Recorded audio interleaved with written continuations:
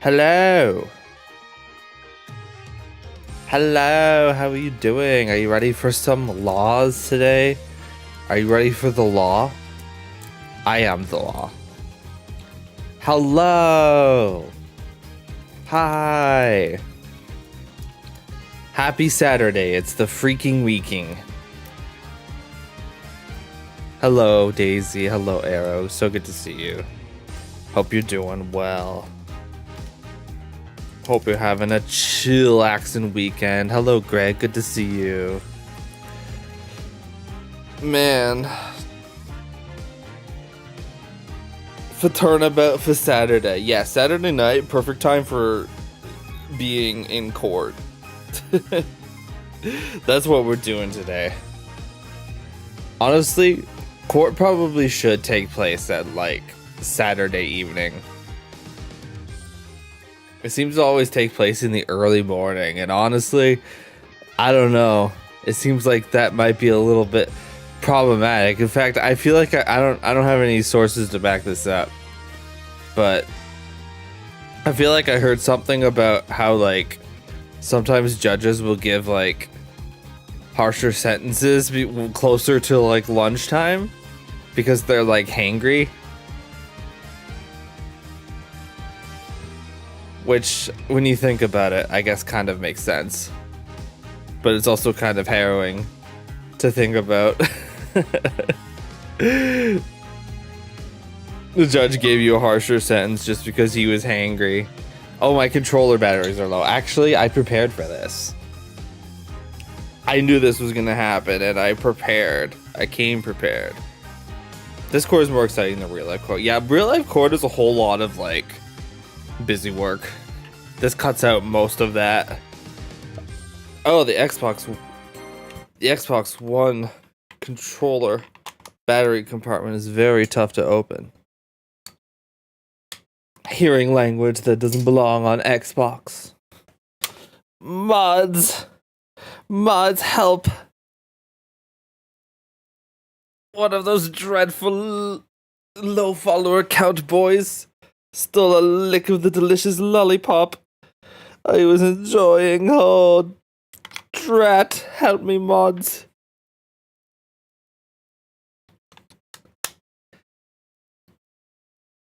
Honestly, yeah, they should probably just bring snacks out for everyone. Usually they have like a 10-minute recess, and it doesn't feel like enough time to grab food unless you planned ahead and brought food yourself. Okay, controller, turn on. Controller. Okay. Yep. We're not playing that game. You see this? We're not playing it. We're playing this instead. Okay, so Turnabout Revolution. Basically, there is a Koreanese treasure called the some kind of orb. It's an orb. It's a priceless gem from Korean, or so it seems, because it seems like a guy back in America in Korean Village, not to be confused with Korean. I'm talking about Korean Village. The Founder's Orb, that's what it's called. Yeah, so that's really the entire, objective of those rebels, is to get that orb. But turns out the guy who has it and is claiming it's a different thing, and he's retained a lawyer, none other than Phoenix Wright. So this is actually Apollo facing Phoenix in court, which is pretty crazy. Don't think we've seen anything quite like that before. So it should be very interesting. They're after it, but I wonder if it's a founders, keepers, losers, weepers type situation. Yeah, I mean, when two separate people are saying this is my priceless family heirloom, I feel like one of them's got. I feel like we're talking about like philosophical stuff at that point, right? Like who truly owns it? Like how old is this object, and how long has it been in possession of a certain person?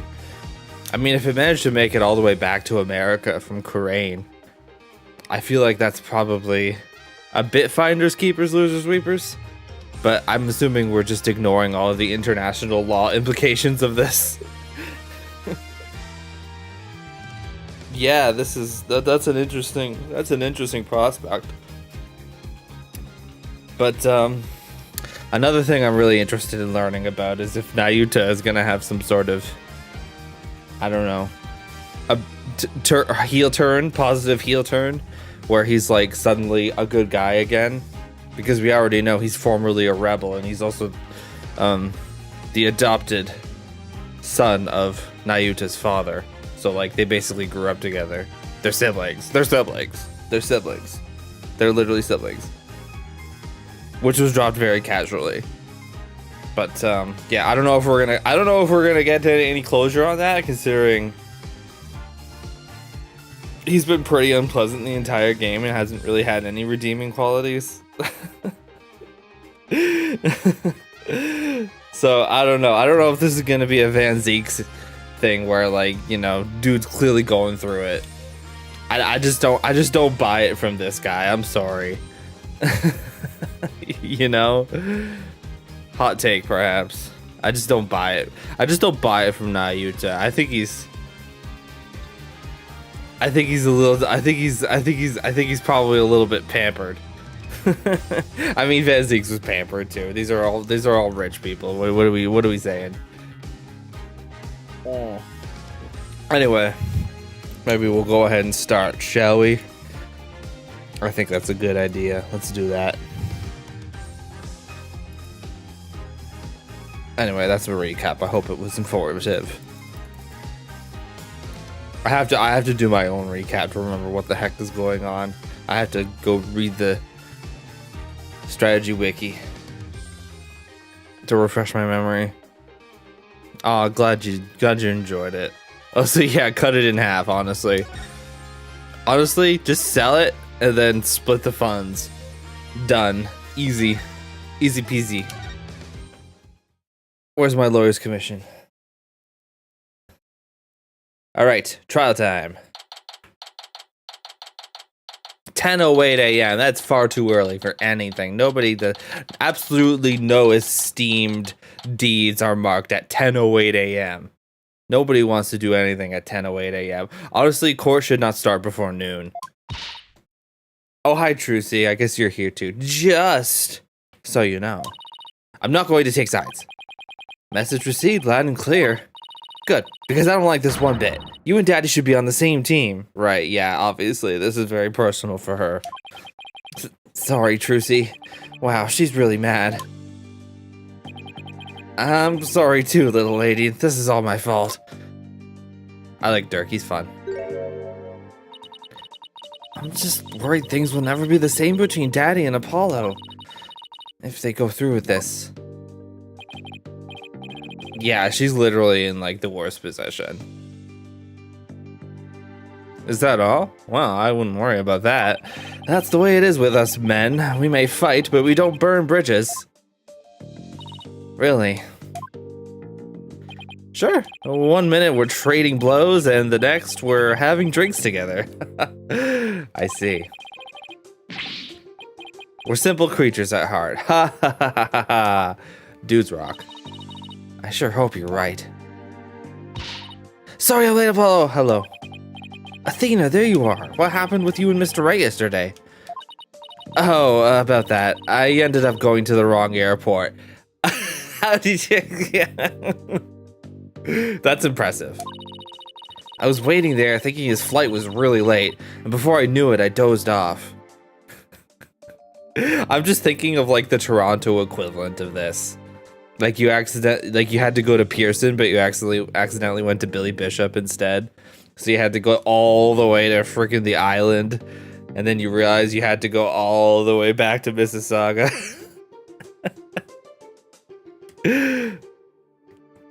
Are there other airports in LA besides LAX though?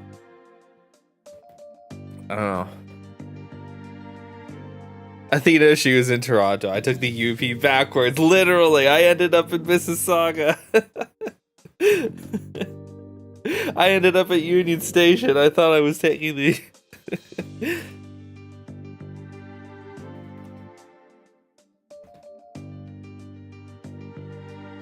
She ended up at Union Station, and then she's like, I don't know. Oh no, I don't have a Presto card.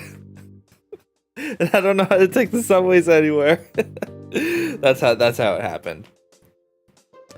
I keep seeing all these dungeon meshy fan arts. Well, not really fan arts, more like edits of like dungeon meshy characters if they were like from Boston or something. You know, it's just Chill Chuck holding Dunkin' Donuts or whatever.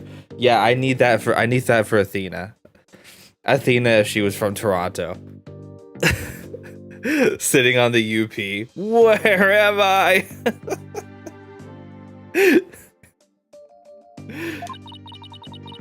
By the time I woke up, it was already dark. I figured something like that had happened. Being late and dozing off are the two things you do best. The Jay's hat and the Timmy's ice cap, you know it, exactly. Ugh, guilty as charged. So then I take it you have no idea what today's case is about. Not a clue, sorry. What is today's case about, if I might ask? Another locked room mystery? A suspect with a flimsy alibi? Ooh, or a dying message? Sorry, strike three, you're out. It's a civil case. A civil case? You act like I'm speaking Swahili here. That's so random. It's just the Right Anything agency specializes in criminal law, or so I thought. In civil cases, there are no prosecutors, right? Instead, both parties retain an attorney. Right, and the other attorney is someone you know very well. Really? Who? The trial will begin shortly. Please proceed to the courtroom at once. Okay, let's do this. Apollo, wait, who's the other attorney? And where is Mr. Wright? Uh-oh. No time to explain, let's go. Okay, you definitely could have explained in that time, Apollo. You could have just said, yeah, it's Mr. Wright. Buddy. My guy, my dude. You definitely could have told her. My guy. 10:30.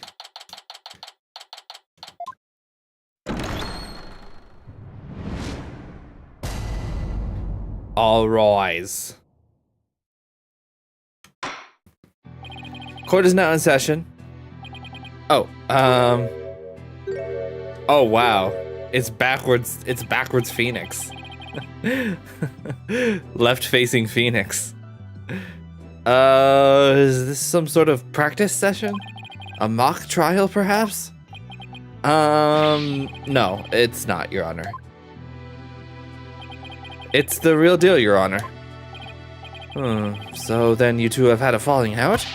I won't have you using my courtroom for that, you know. It's nothing like that, Your Honor. Exactly. It just so happens that we have different clients in this case. I see. Well, here's to hoping this has no adverse effect on your working relationship. Noticeable. You can say that again. I had no idea we would be going up against the boss today. Are you sure this is a good idea, Apollo? What? Do you want to switch sides? Honestly, I'd rather be anywhere but here right now. She keeps it real. I like it. Well, at least she is here. I'm really gonna need her help. Mr. Justice. Yes. Don't expect me to pull any punches just because you're the opposing lawyer. As I said, the kid gloves are off. And come what may, they'll stay off. Same here, Mr. Wright. If it's a fight you want, it's a fight you'll get.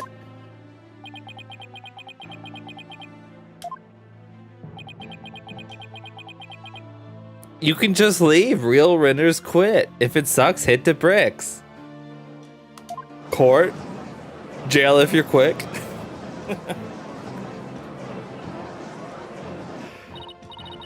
You guys are really chomping at the bit, aren't you? I don't mind a good fight between co-workers. Just keep this civil case civil.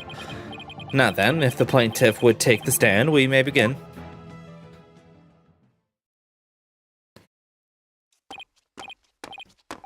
Wow, he brought that whole thing in here.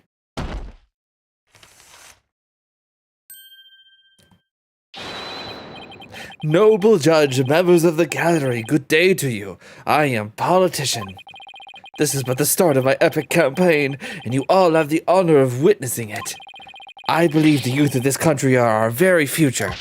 Too long have they been looked down on and given the cold shoulder. So to them I say, ask not what you could do for your country, ask what you could do for me. Mr. Atisha, what is that crazy contraption you're riding in? It's my custom-made election-winning campaign mobile. Beautiful, isn't it? You're at a witness stand, not a campaign podium. So come out of there this instant.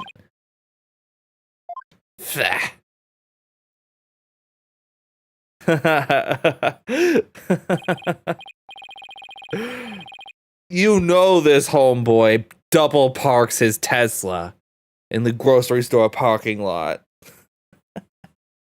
All right, now with the plaintiff's attorney, Mr. Wright, please explain the complaint filed against the defendant. Mr. Atishan's complaint against the defendant is simple. The defendant, one Dirk Sadmati, stole my client's family heirloom, the Crystal of Amife. Mr. Atishan merely seeks its return. This wouldn't have happened if that archaeologist hadn't kicked the bucket. I see. Well, Mr. Justice, let's have your opening statement, if you would. The defense asserts the item in question is the Founder's Orb, a sacred relic from Kurain. Go on. It seems someone asked an archaeologist, Dr. Archie Buff, to study the orb. Dr. Buff determined that it was a Kurainese national treasure known as the Founder's Orb. The very orb that was stolen from a treasure room in Kurain several weeks ago.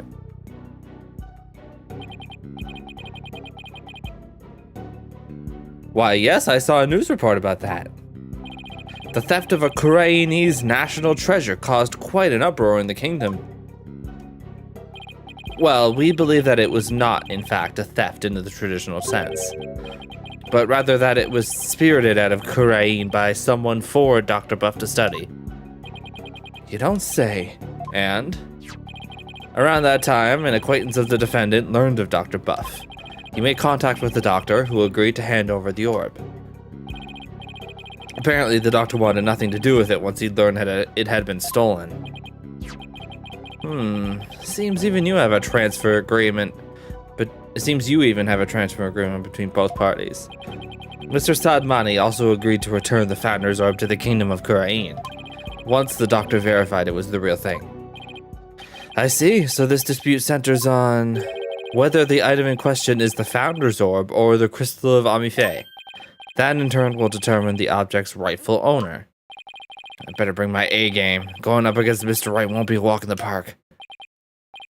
Come to think of it, the name Dirk Sadmati sounds awfully familiar. But I can't recall where I've heard it.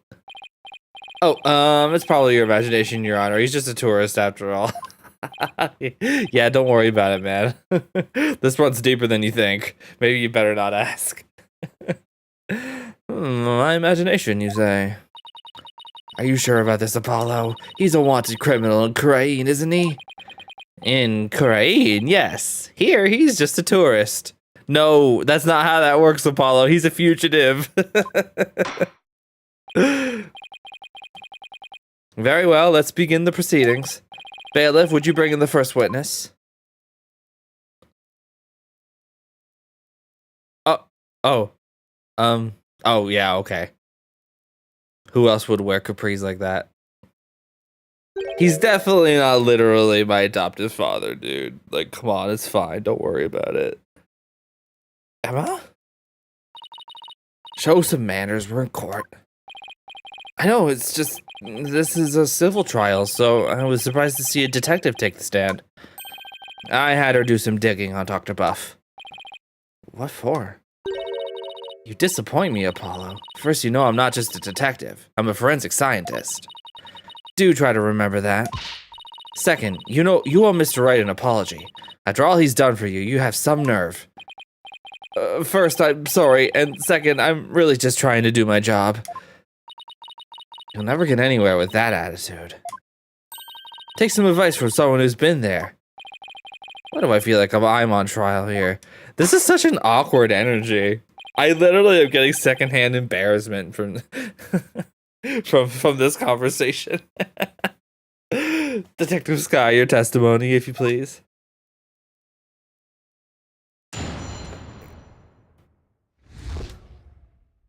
The doctor's dark secret.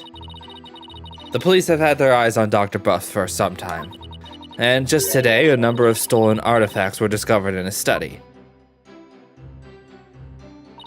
Among them were a priceless urn and a statue that were stolen from the Fae clan. Yeah, this sucks. This is so, there's no way this is gonna end up good for anyone. It just sucks. It seems the doctor would do anything to study artifacts, including steal them. As for the relic at the center of this dispute, he likely stole it from the Etitian residence. Are we sure about that? The doctor is a thief? Yeah, that's a good point, actually. Can't we just get Maya in on this? Couldn't she verify this? She's literally the heir apparent of that clan, so... Why am I just hearing about this now? Well, cat burglar isn't something he'd put on his resume. He was more careful than that. The fact is, he was a classic treasure hunter. Treasure hunter, huh? Like people who have thrilling adventures in exotic places, risking life and limb for glory? I doubt Dr. Buff was the star of his own hit movie series, Athena. Out of respect for the dead, I will say that Dr. Buff wasn't doing it to get rich. Apparently, he only wanted to borrow artifacts to study them. He would then return them as soon as his research was finished. According to the doctor's child, he would even repair or restore some of the artifacts he stole before returning them. He believed he was honoring the dead by discovering their history through artifacts. But whatever lofty ideals he held, it makes no difference. Larceny is larceny. Yes, he certainly sounds no different from a regular thief to me. So let's say for a moment that the doctor really did moonlight in stealing artifacts. Might he not have stolen the Founder's orb in Kurain and brought it back here himself? Nope, there's no record of him traveling overseas over the past few years. Well, apparently that doesn't matter considering Dirk is a wanted criminal and he was able to just cross the border, no problem. His arms would get tired, but he could do it, it's fine. Plus, he couldn't very well leave his reclusive child at home all alone. Then this really must be the Crystal of Amife. Yes, he stole it from the Etitian residence, probably so he could study it. This is the left hook I did not need. I bet you never saw that coming, Apollo. Yeah, when Mr. Wright said the kid gloves were off, he wasn't kidding. Haha.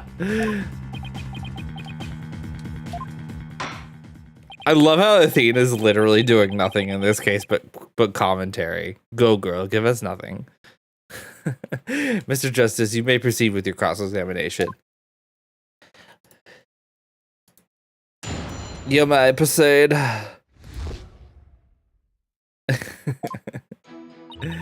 Yep.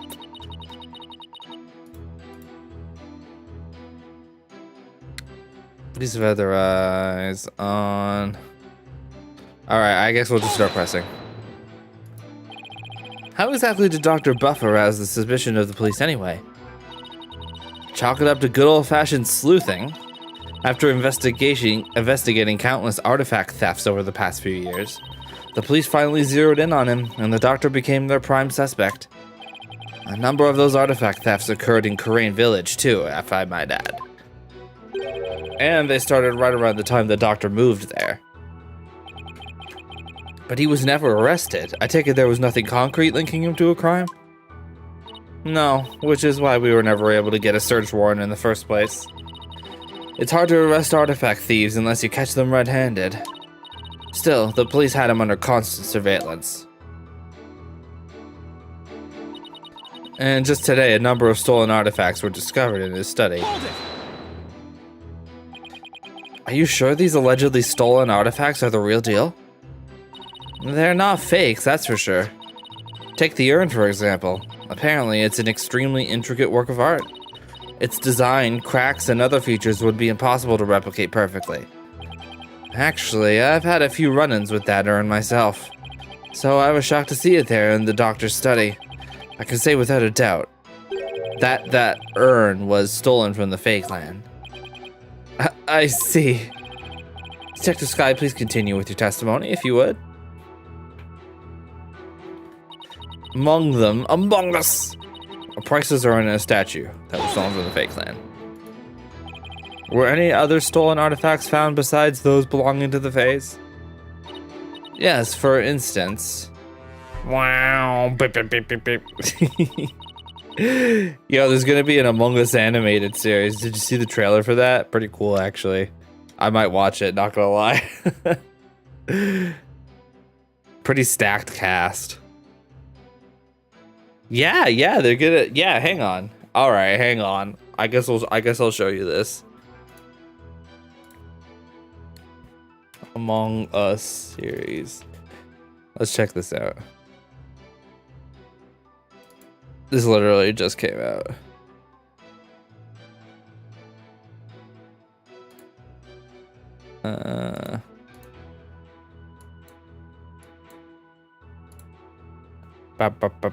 Okay.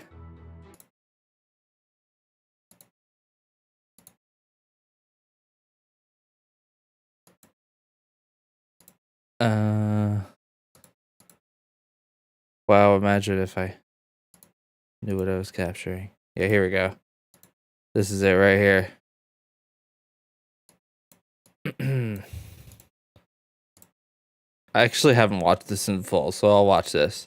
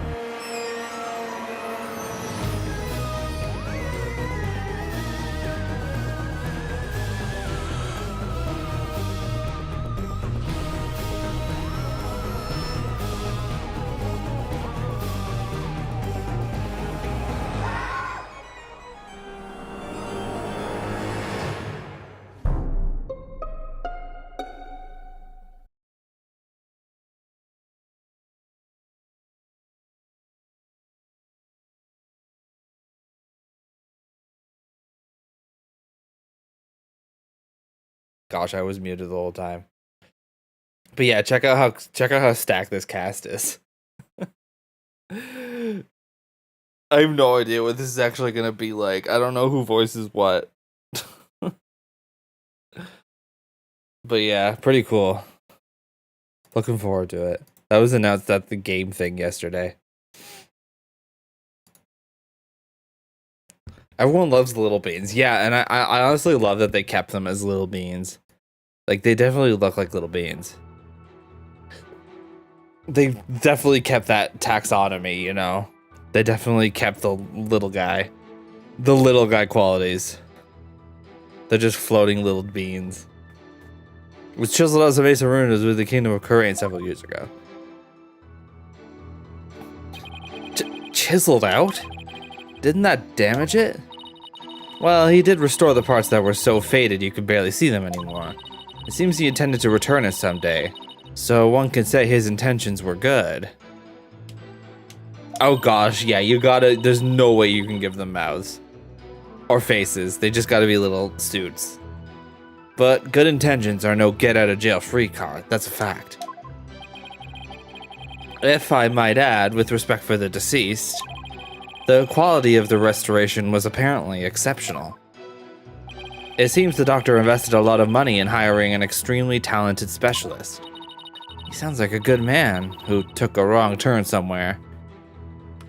Adrian, yeah, I miss her. She's great. Just hope she's doing well, honestly.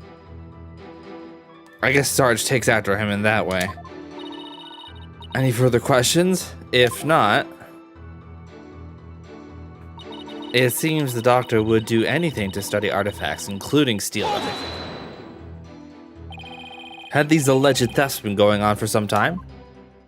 At least 5 years, as far as we can tell. All the recent thefts have been local, but before moving to Crane Village, he had been stealing from ruins around the world. Dr. Buff was an international criminal? This data lends itself to but one conclusion. Dr. Buff was a thief.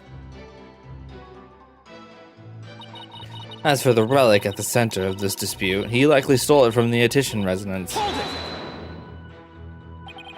You claim he stole a family heirloom from the Attition residence, but claiming something doesn't make it true. Unfortunately, it is true. How can you be so sure? Okay, she went from probably to no, it is definitely true.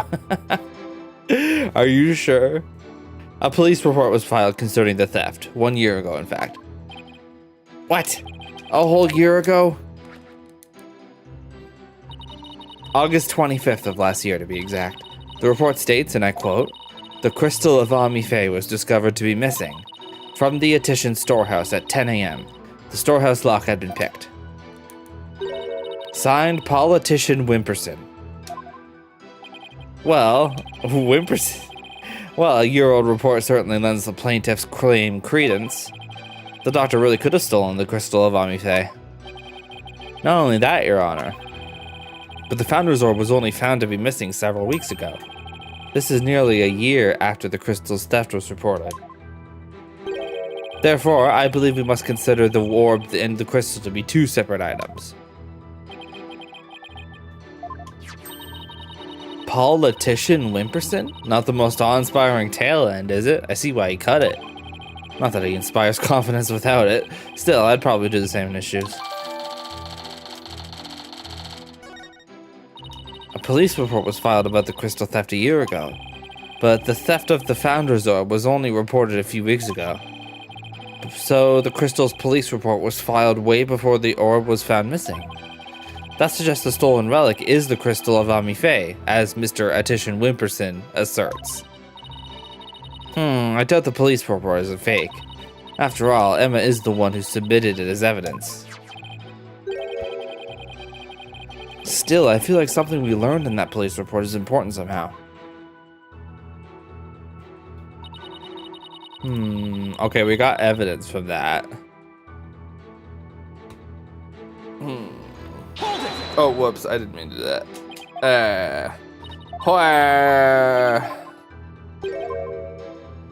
Bro, come on, bro. Okay.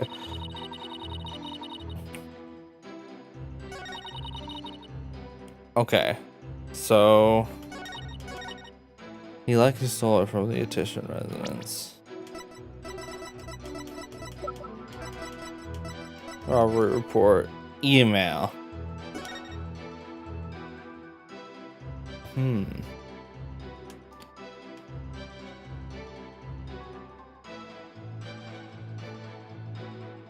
Oh. Hey, you see what it says at the top there? Paw. P-A-W. Politician Wimperson. It seems like he was talking to the good doctor. It seems like he was talking to Mr. Buff, Dr. Buff.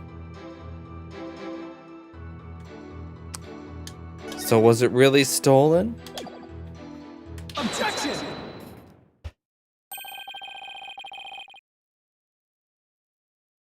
The doctor stole the relic from the plaintiff? Politician. Dog chant? I've never even seen that about it. I love it. Are you sure? Because that statement doesn't agree with a certain piece of evidence. What do you mean? Take a look at this. What about it? This contains an email from the doctor's computer. Email in that little piece of plastic? I'm afraid I don't understand.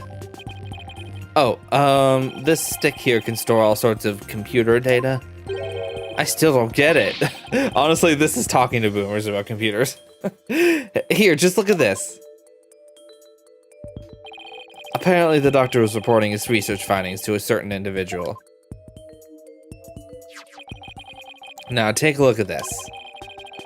It's the police report Detective Sky presented to this court. You can see the plaintiff's legal name on it. Politician Wimperson. I can see why he dropped Wimperson from his name, but that's hardly breaking news. Look closer, Your Honor. Ah! His initials! Right, the plaintiff's full legal name is Politician Wimperson. Now, consider this. Hi, Gravy. Yeah, Wimperson. We'll be making him whimper at the end of this trial. I feel like there's probably some criminal wrongdoing on Paul's part, to be honest. He'll be whimpering. The email's recipient address starts with 3 letters. PAW711 at Nmail. Ah! Don't tell me. Oh, but I will anyway. The individual who hired the doctor to study the disputed item is none other than Politician Wimperson. Wait, that means... Exactly. He wouldn't have asked the man who stole his family heirloom to study it. Therefore, how could this possibly be the crystal of Amife? Ah! I love it when people just yell in chorus. It's very funny. Ah! We never checked the doctor's emails. We couldn't even figure out the password to his computer. The plaintiff willingly left the orb in the doctor's care so he could study it, at the behest of his benefactor. Wait, then what about the police report? I have all the details of the theft right here. It's probably for another relic, the real crystal of Amife. He's just using the report as a way to claim that our orb is actually his stolen crystal. And how are you so certain that PA refers to my client's initials? Maybe the email's recipient was a dog lover. A fair point, to be honest. Perhaps, so let's get to know your client a little better, shall we? Mr. Politician Wimperson.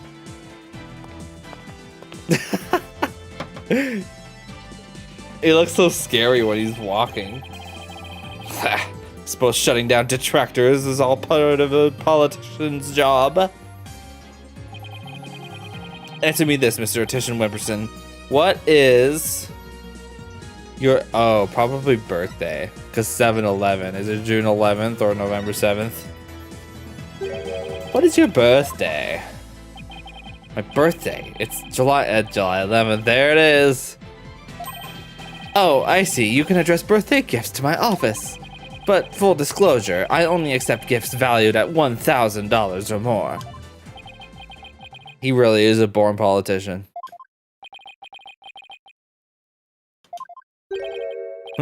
Why has everyone gone silent? How can anyone be that self-centered? Oh, right, politician. Based. Did everyone hear that? He said July 11th. July 11th, or rather 7/11. Matches the number in the email address. Both the name and the birthday are a match. I hardly think that's a coincidence. Wait, why you sneaky little... Looks like someone finally decided to join the conversation. Would the plaintiff care to explain? I would like to say that is quite what? Quite a thing you've said. Any other thoughts? Man, there is absolutely no thoughts going on in this guy's head. No further comments. I stand by my previous statement. Goodbye. You can't just walk away. Even politicians have to explain themselves in a court of law. Okay, but is he actually holding any elected office right now? Or is he just running for it? I'm afraid I simply don't know how it happened. I can't possibly explain matters outside of my purview. Perhaps it was a mistake on the part of my secretary? Oh, no, you don't, you slippery eel. Mr. Wright, would you care to respond? I won't argue your assertion. My client lent the treasure in question to the doctor and asked him to study it. It seems that much is a fact. Now we're getting somewhere. However, it has no bearing on the issue of ownership. How so? Mr. Attition, I fully understand your position here. You had to hide the fact that you sent the crystal out to be studied. Your family would have been very upset if they had found out. It's a family heirloom after all. Phoenix is literally strangling this guy in his mind. He's imagining smacking him against every wall of the courtroom. He is so mad at his client right now. This is the baddest Phoenix Wright has ever been. You've got to be kidding me. Mr. Wright is, well, right, of course. But then he always is. That's why he's my lawyer. The crystal is a precious Attition family heirloom and has been for centuries. But Dr. Buff was so eager to study its proud heritage, I just couldn't say no. I didn't even tell my grandfather. Objection! But in order to win the backing of your so-called benefactor, you were going to give what you claimed to be the crystal of Ami-Fae to that person. You were going to give a precious family heirloom away, just like that? I was going to explain everything to grandfather later, honest. God, he's such a little twerp, I love it. My client's grandfather is very proud of his grandson for following in his footsteps. And if refusing him would have meant dashing the dreams of his darling grandson, I doubt the kindly old man could have said no. He's shouting at the client to shut up. It's like the drill tweet. Hello, Alan. This is your lawyer speaking. I am advising you to please keep posting this shit. Well, grandchildren are meant to be spoiled. That's what grandfathers are for. Your Honor, please. I mean, it's been in the family for centuries. My grandfather thinks highly of my talents as a politician. That's why he entrusted me with this very important name placard today.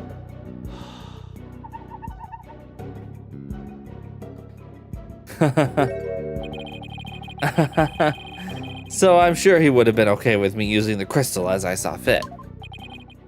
Grandpa's spoiled little brat. I think the judge is buying it, Apollo. No surprise there. He's always going on about his own grandchild, after all. Excuse me, can I leave now, Mr. Wright? I believe my work here is done. By all means, Detective Sky, thank you for your assistance. You're welcome. It's nice to testify at a civil trial once in a while. See you around. God. Everybody in the room wishes she was her, wishes they were her right now. I want to walk out of this place so bad. It seems the facts have changed somewhat. Mr. Attition Wimperson apparently lent his family heirloom to Dr. Buff. You just know she did a little foot click as she was walking out of the courtroom just now. Mr. Justice, how would the defense like to proceed? Oh, all right, now what? Apollo, let's hear what they know about this so-called crystal of Ami-Fae. Maybe we can find some inconsistencies in their statements. Right. Okay then, Mr. Wright, if the item in question really is an Attition family heirloom, then let's hear all your client knows about it. Of course. Mr. Attition Wimperson, please tell the defense everything you know about the crystal's origin. All right, now then, listen and learn. This is the tale of the crystal of Ami-Fae and the illustrious history of the Attition clan. Are you ready? Our story begins back in the old country, when the Attition family reigned supreme.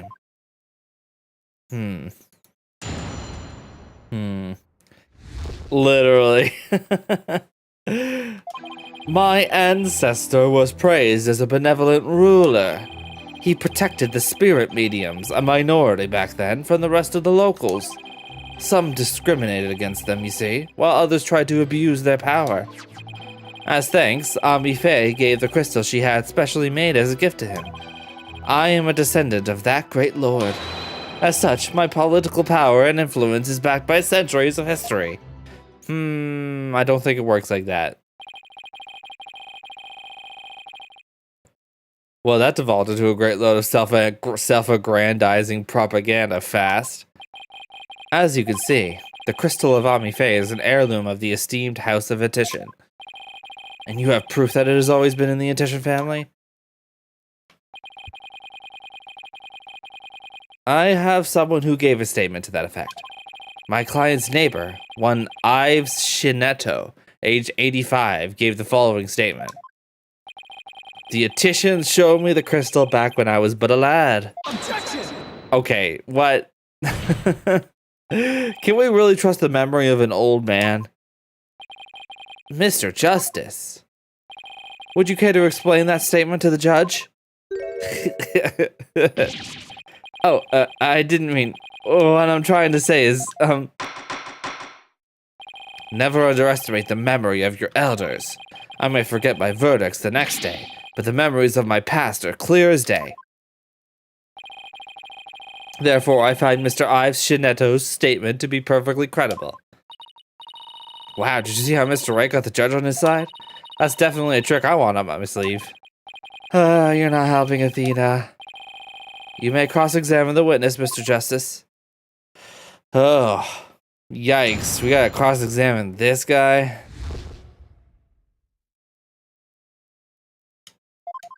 Okay, let's just raise a benevolent ruler. Oh, that object you set down there. Is it something of importance to you? It's a name placard. This one here belonged to my grandfather, Abraham Etician. He had it custom made during his distinguished political career.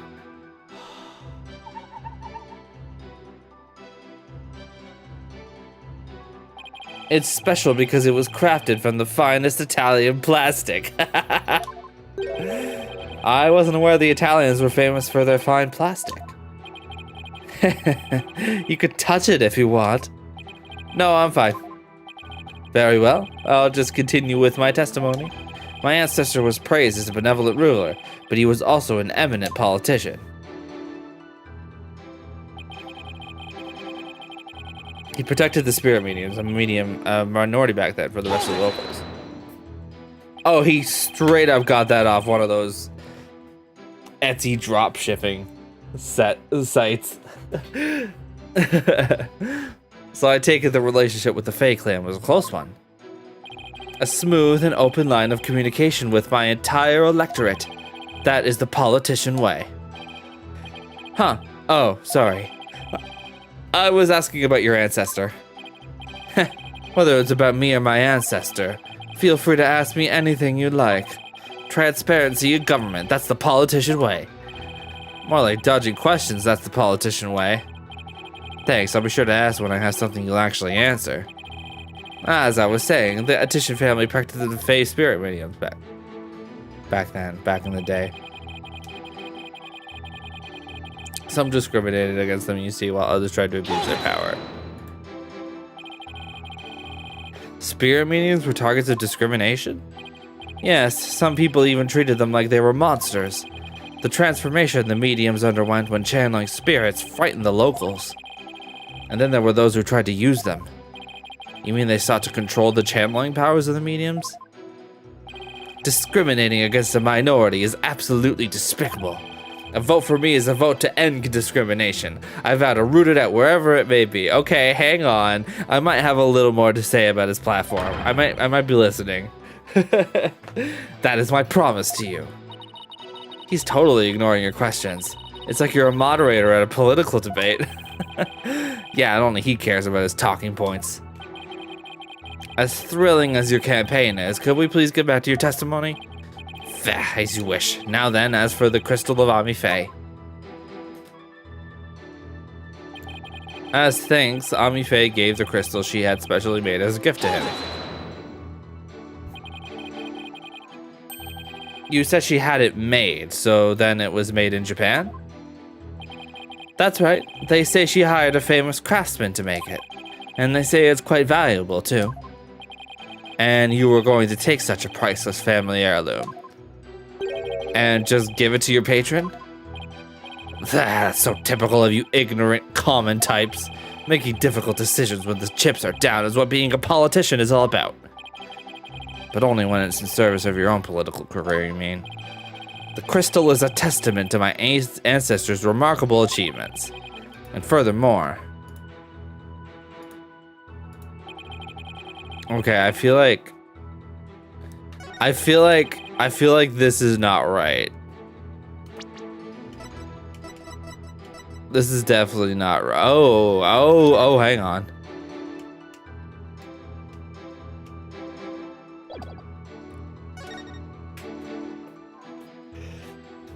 Mitama motif from Korean founding period. This is from Korean, it is not from Japan. Objection! You stated that Amife had the crystal made for your ancestor. So, am I to assume it was made in Japan? That's right. The craftsmanship is unbeatable. Well, that's strange. I don't see how your so-called crystal could have been made there. What are you talking about? It's quite obvious if you take a closer look at this. Mitama. Easy. Take a look at the distinctive design here. According to Dr. Buff, it's a Mitama motif dating back to the early days of the Kingdom of Korean. The Kingdom of Korean, And you base this on... Here, this piece of evidence, Your Honor. These are the doctor's research notes on the Founder's Orb. This is the box in which the orb was originally stored. It features the same pattern as the one found on the orb. They do look alike. They do look like the same pattern. Therefore, I assert that the disputed item must have been made in the Kingdom of Korean. Ah!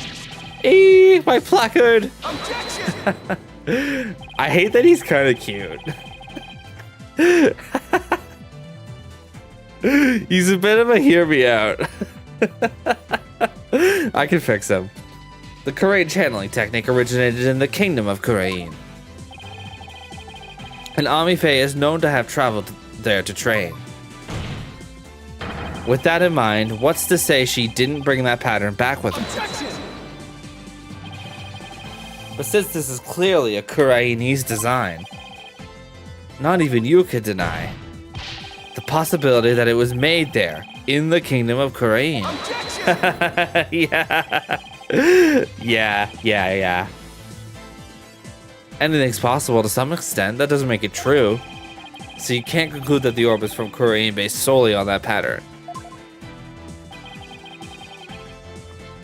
If it were that simple, I could just as easily say it's Japanese. Damn, he really just hit him with the nuh-uh. That was a big old nuh-uh. I have to agree with Mr. Wright. The pattern alone proves nothing. But that also means there's no basis to claim the item in dispute was made in Japan either. At this rate, we're going nowhere fast. He's right. We're just spinning our wheels here. I wonder if we have any evidence that could break this stalemate. Evidence that could break this stalemate. Well, you know what, man? You just gotta believe. Or maybe we don't.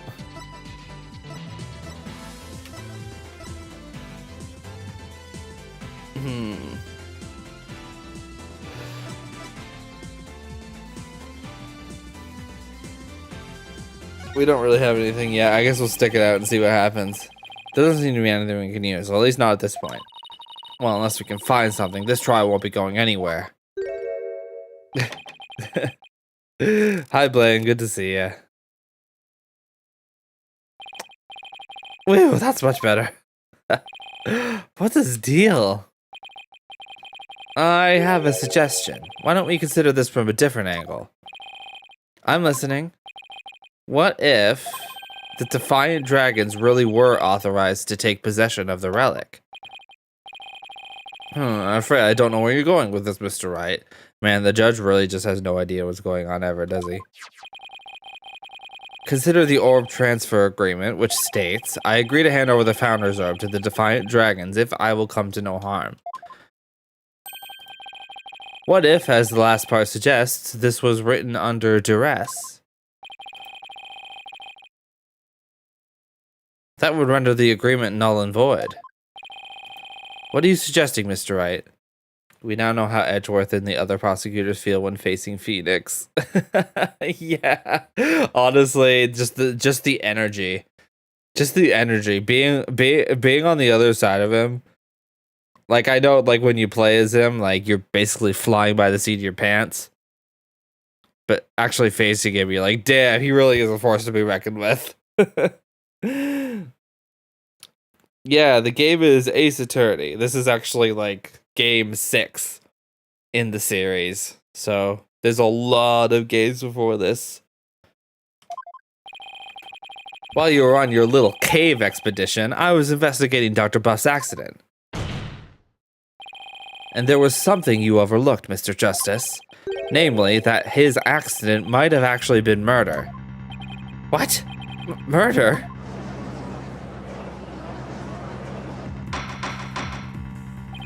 Mr. Wright, you do realize such statements are not to be made lightly. Are you suggesting the doctor was murdered by the Defiant Dragons? Henry Stickman. Oh, is there a reference? That's cool. Yes, but follow me on this for a sec. The books that came tumbling down were from the archaeology shelf. However, among that mountain of books was a single volume on psychology. Phoenix is way more competent here than when we play as him. Yeah, but like that. Yeah, that's true, I guess. But also, it's kind of like when you're faking it until you make it. Nobody really knows you're faking it after you make it, right? Maybe some people do, though. What's more, there was some blood on it. And you feel this is important because? The books that came tumbling down were from the top shelf, the archaeology books. We know this because the doctor's books were meticulously organized by subject. Archaeology took up the entire shelf, so that psychology book is completely out of place.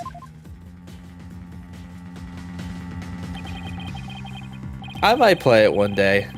I'll add it to the list. I have a big list of games that I eventually want to play. So I can put that on the list. I can look into it. Come to think of it, the shelves were arranged quite carefully. Edgeworth groaned in Game 3 that the defense desk seems to kick me sign on it since he was struggling way more to a certain point than he usually does, so the bench itself might be cursed. Yep, yeah, I mean, this really is the dark age of the law, isn't it? Come to think of it, the shelves were arranged quite carefully. It's also worth noting that psychology books only take up a tiny part of the bottom shelf. You might wonder why a book on psychology was found amid the pile of archaeology books, but I believe I can explain what that single out-of-place book was doing there. The doctor was struck from behind while selecting a psychology book from the shelf. And that's when the blood got on the book? Precisely, and to make it look like an accident, he was buried under a mountain of archaeology books. Haha, mountain archaeology, get it? Wait a second, this is all just speculation, right? Or do you have proof that it was murder? Of course I do. You do? On a hunch, I had Detective Sky and examine the doctor's head wound. She found that he'd been struck by the corner of some object or another. Wait, what? A wound like that couldn't have resulted from a fall to the floor, you know. Do you understand what this means, Mr. Justice? The wound makes it crystal clear that Dr. Buff was murdered. What? Well, that was unexpected. Who'd have thought we'd break out of the stalemate like this? Thank you for the commentary once again, Athena. That's very cool. He pulled the ladder out from under us. Still, if he thinks that's enough to make me back down, he's got another thing coming. Even if the cause of death was murder, what makes you think it was the Defiant Dragons? You should know better than to hurl baseless accusations. Did you forget who you're up against, Mr. Justice? Huh? You didn't actually think I'd come to court without witnesses and evidence, did you? What are you talking about? I would like to request further testimony from the plaintiff. Specifically, I would like to hear the court to hear how he saw one of the rebels leaving the crime scene. He saw what? Uh-oh. I thought nobody else was there. If he can prove it was murder, that's the end of our client's right to the orb. Did he have this up his sleeve the whole time? How could Mr. Wright do this to us? I thought you said well, I guess he did say the kid gloves were off, right? He was just waiting to spring this trap.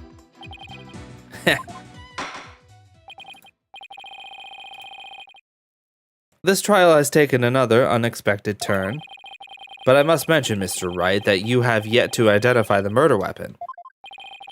The object used to commit the murder was not located at the scene of the crime. The murderer likely disposed of it elsewhere. Well, I never thought we'd be deliberating the issue of murder at a civil trial. All right, Mr. Retition Wimperson, your testimony, if you please. Mr. Wright, Phoenix Wright.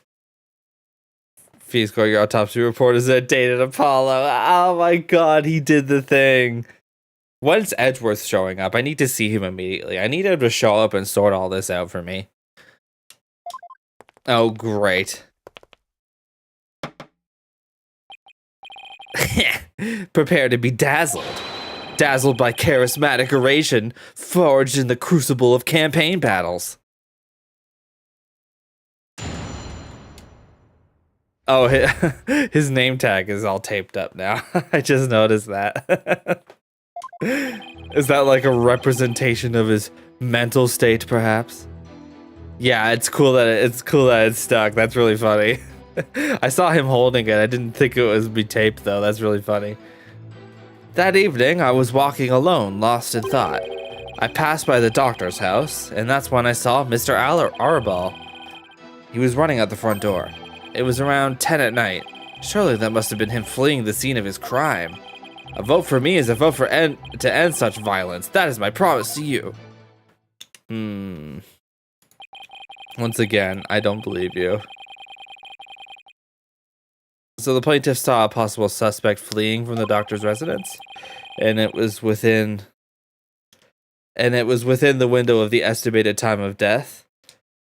I don't think I'm gonna stream on Kick anytime soon. I don't really like the platform. I don't really like the people who run it. It doesn't really seem like my kind of vibe. I think I'm gonna stick to Twitch and YouTube for the foreseeable future. It was within the window of the estimated time of death.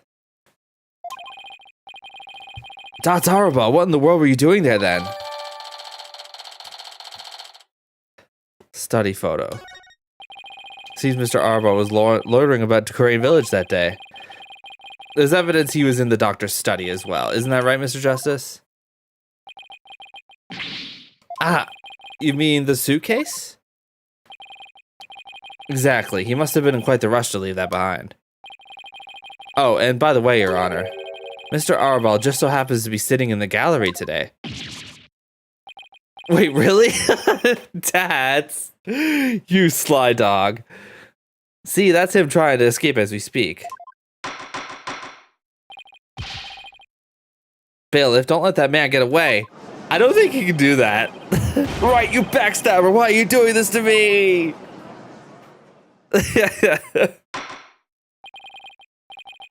All right, the counsel / defense may question the plaintiff / witness once more. Please proceed, Mr. Justice.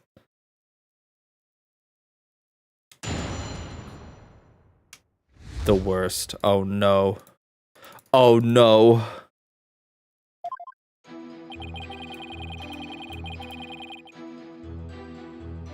Okay, that evening I was walking alone, lost in thought. But were you really lost in thought? Was it really at night? Were you really alone?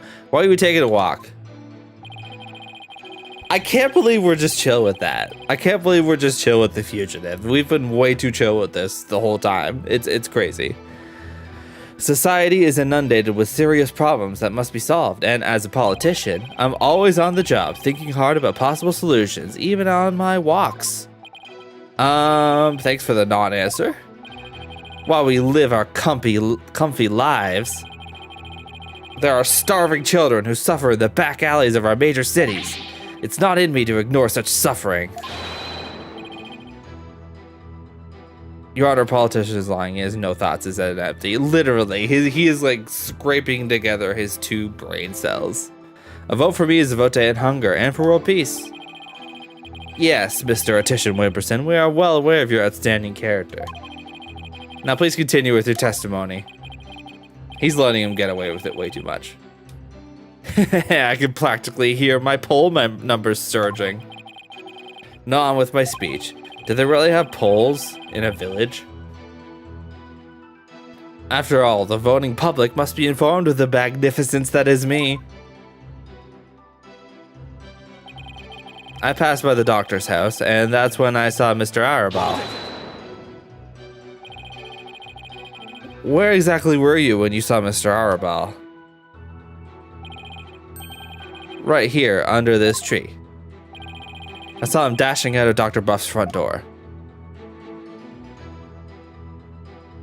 And you know he means that when he says dash. And he didn't notice you? No, I was hidden by the tree. Is it really all that important to know from where the plaintiff saw Mr. Arabal? Yes, fake it till you make it. Yes. Yes, I believe it matters a lot. I asked that it please be added to the testimony. Yes! We got an opening. We did it. I was under this tree when I saw Mr. Arabal. Okay. He was running out the front door. Wait. Front door. Is that the front door? It doesn't look like it. He was running out the front door, but he didn't. Hold it!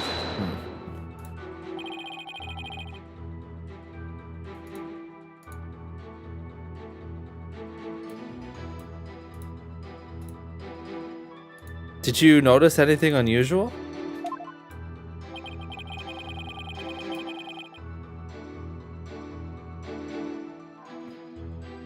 Yes, his behavior was incredibly suspicious. His eyes were darting around as he ran off in total panic. As soon as I saw that, I knew that he had done something and it probably wasn't good. Despite that, you still didn't report it to the police. Who would have thought he had killed Dr. Buff? Not me, that's why I didn't report him. So the witness didn't notify the police. Is that an important statement? Of course it is. Let's make him admit under penalty of perjury that he did not report a robbery. Let's get him.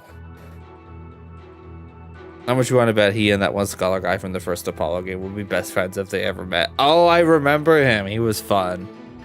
I mean, he wasn't fun, but he was fun to look at. I request the witness add that to his testimony. Sure, why not? I had no idea that Dr. Buff was dead. That's why I didn't call the police.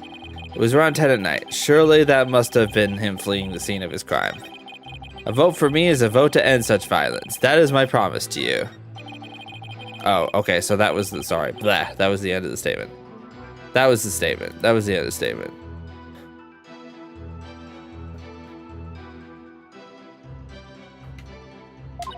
Did you figure something out? Yeah, I think he's hiding something. Let's take another look at the evidence, Athena. Okay, he was running out the front door. I had no idea that Dr. Buff was dead. That's why I didn't call the police. I doubt that. Look at this. The windows are floor to ceiling. There is no way you would have been by that tree. There's no way he would have been by that tree right next to the window and not seen the body. You're lying. Mr. Attition Wimperson rather than Mr. Arabal. Wasn't there something else that should have had your undivided attention? Like what? Oh, yes, of course. A politician must also keep his finger on the electorate's pulse. Sorry, but you're way off. I am? Would you care to explain, Mr. Justice? If the witness saw Mr. Arabal from his position here, Then he should have also been able to see the doctor's body.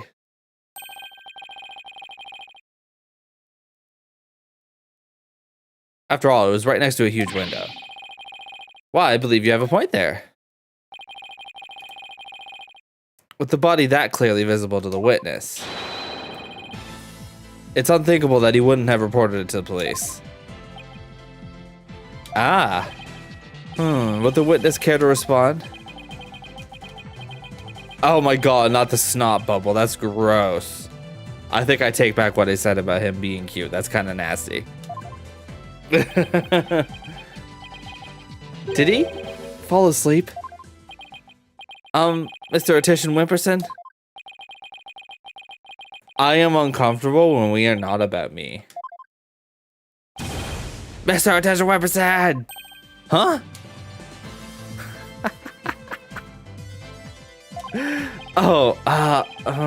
There are many sides to any issue.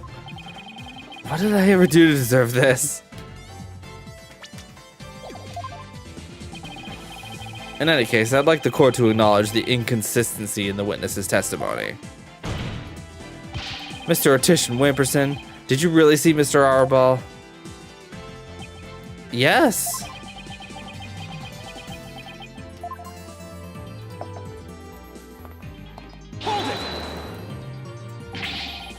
Where do you think you're going? Oh, I thought I'd return to my seat, seeing as I had already answered the question. This isn't some small town hall debate, so you just stay right there until I say we're through. I'll have to run that by my campaign manager before I... Objection! Honestly, yeah, homeboy. He was up late on a nature walk at 4 a.m. and then he had to be at court at 10 a.m. He's just a sleepy boy.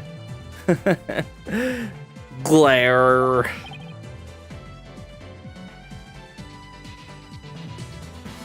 Yeah, I love how that's all we're calling him now. We're not letting him get away with it. Go. Mr. Attition Wimperson, I think it's time for you to come clean. Huh? So then, does this mean he didn't see Mr. Arabal? As your lawyer, Mr. Attition Wimperson, I advise you divulge that matter we discussed. Silence is no longer an option. Are you sure about this? I'm in the midst of running for office. I can't afford to let any strange rumors get out. Bro, I think that's already happened. I think you've already been there. I think you're already the talk of the town, buddy. Don't worry, you won't suffer any blowback for what you're about to reveal. Blowback? I'm not sure I like the sound of that, Mr. Wright. Not to worry, Your Honor. Nothing untoward will come of this, I promise. Now then, Mr. Justice. Remember how it was an anonymous caller that reported the doctor's death? Come to think of it.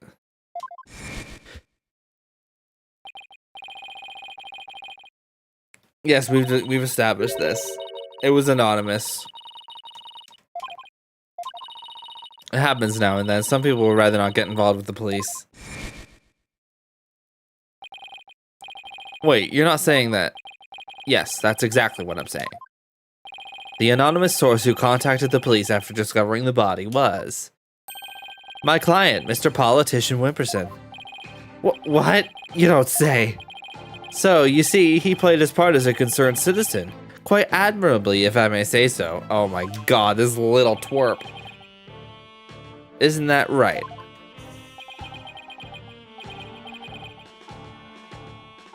Yes, indeed. In our society today, there are too many who choose indifference over righteous action. We live in a freaking society. But I don't number among them. That's why I did my duty as a concerned citizen. One might call me the model citizen, one worthy of standing above the rest. What a real standard bearer he is, reporting it anonymously. Oh, and by the way, Mr. Justice, wasn't there someone else at the scene of the crime when my client discovered the body? Oh, you mean Mr. Arball? He would have been leaving the doctor's house right around then. Wait, that means... Yes, it does, in short. What my client witnessed was Mr. Arball fleeing the scene of a heinous murder.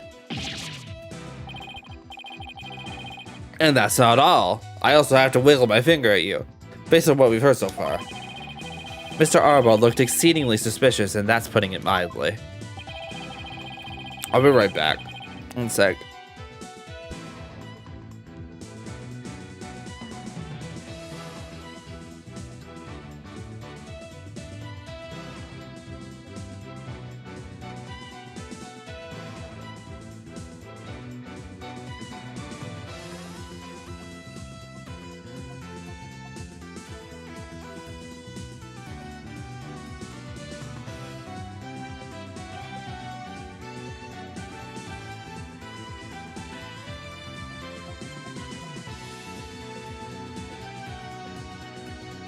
We already know the Defiant Dragons threatened the Doctor with bodily harm.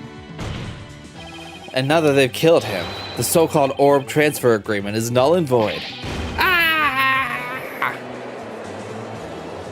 I love how his name tag is double-sided too. That's a very nice touch. Apollo, if we don't come up with some sort of counter-argument... And what sort of evidence do you have? Can you actually prove that it was Mr. Archibald who killed the Doctor? That move had desperate written all over it. Yes, thank you for the color commentary. It's all I've got, so I'm going with it. Evidence? I suppose it's true that I don't have any. I knew it. But I do have another witness. You do? You should know I always come fully prepared, Mr. Justice. Why do you have to say that in such a... Why do you have to say that in such a fruity way? You should always know... You should know I always come fully prepared. A new witness? I wonder who it could be. Very well. Bailiff, please summon our new witness. In the meantime, the court will take a brief recess. I would like both sides to use this time to prepare properly. Understood? Oh yes, prepare. We'll do that. We'll do plenty of that.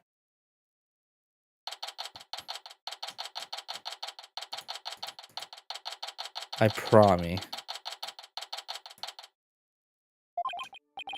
Wow, I knew Mr. Wright would put up a tough fight, but... Yeah, just when I thought we had him, he turned the tables on us.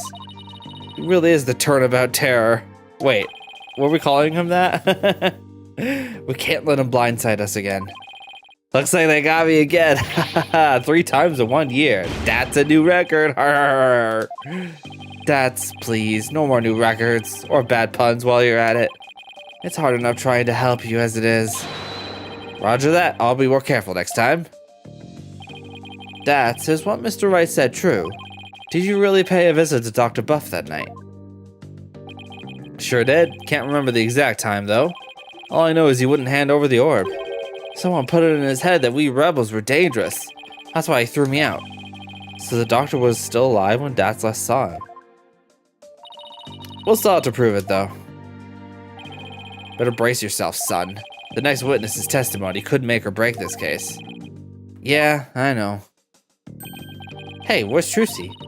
She went to go see her dad. Maybe she's still mad. More like worried. Worried that this trial will create a rift between you two. And that you might then leave the agency. She has an active imagination. Oh yes, Apollo, you've never done that before. That never happens. Excuse me, the trial will be resuming shortly. Let's get to see what new testimony awaits us. Let's see what the heck is going on.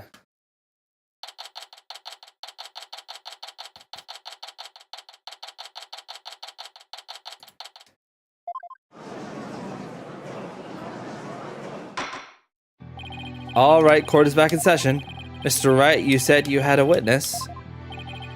Your Honor, I would like to call the lone survivor of the Doctor's murder to the stand.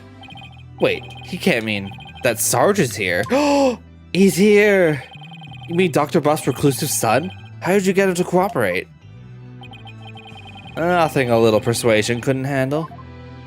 The poor child only agreed to help if it meant catching the killer. Getting a kid like that to overcome his fear, now that's impressive. Sarge is so great. This must be really important testimony for the kid to come out in public like this. Very well, Mr. Wright. Please call your witness to the stand. It's probably going to be the drone, right? Yep. Ted Hut. Oh my. Sergeant Buff at your service, sir. He's here as the drone? Really? Mr. Wright, what exactly is the meaning of this? Hoorah! Past trauma has rendered it impossible for the witness to venture into public. Leaving home was hard enough, and it seems leaving the witness lobby was just too much. But I would still like to continue with the testimony delivered via this drone. I understand it must be terrible to lose one's father like that, but testimony via a remote-controlled toy? Well, let's take things for a spin and see how it goes. Just who's piloting this trial anyway? The judge sure warmed up to the idea fast. I think the phrase you're looking for is gave up. You disappoint me, Corporal Justice. Okay, now he's opening fire in the courtroom. Ah! Defending the man who killed Papa, that's full-on treason, soldier. I hereby demote you back to private. Corporal? Private? What's he talking about, Apollo? Since when are you a boot boy? It's a long story. Now then, are you ready to testify, youngster? Locked and loaded, sir. Ready to rain lead down upon the perpetrator. Ha ha ha ha ha ha! Sarge. What happened that evening? Papa met with someone the night he died.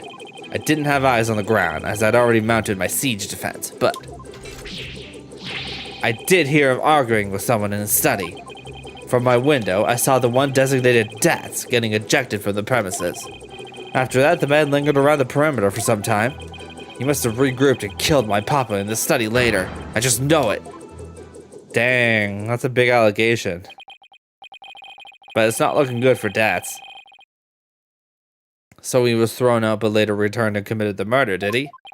Yes, Your Honor. So the man my client saw really must have been the fleeing Mr. Arabal. Objection. Oh, hi. Objection. Right, you backstabbing no good. I didn't kill no one. It's the enemy radio missiles and fire. Whoa, whoa, whoa, whoa, whoa, whoa, whoa.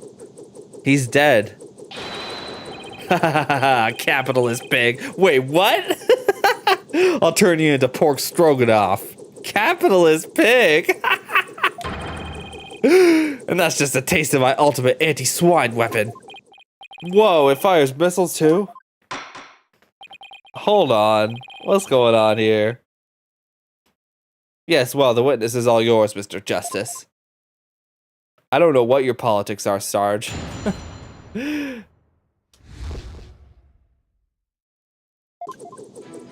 Okay, so this is a cross-examination. Huh.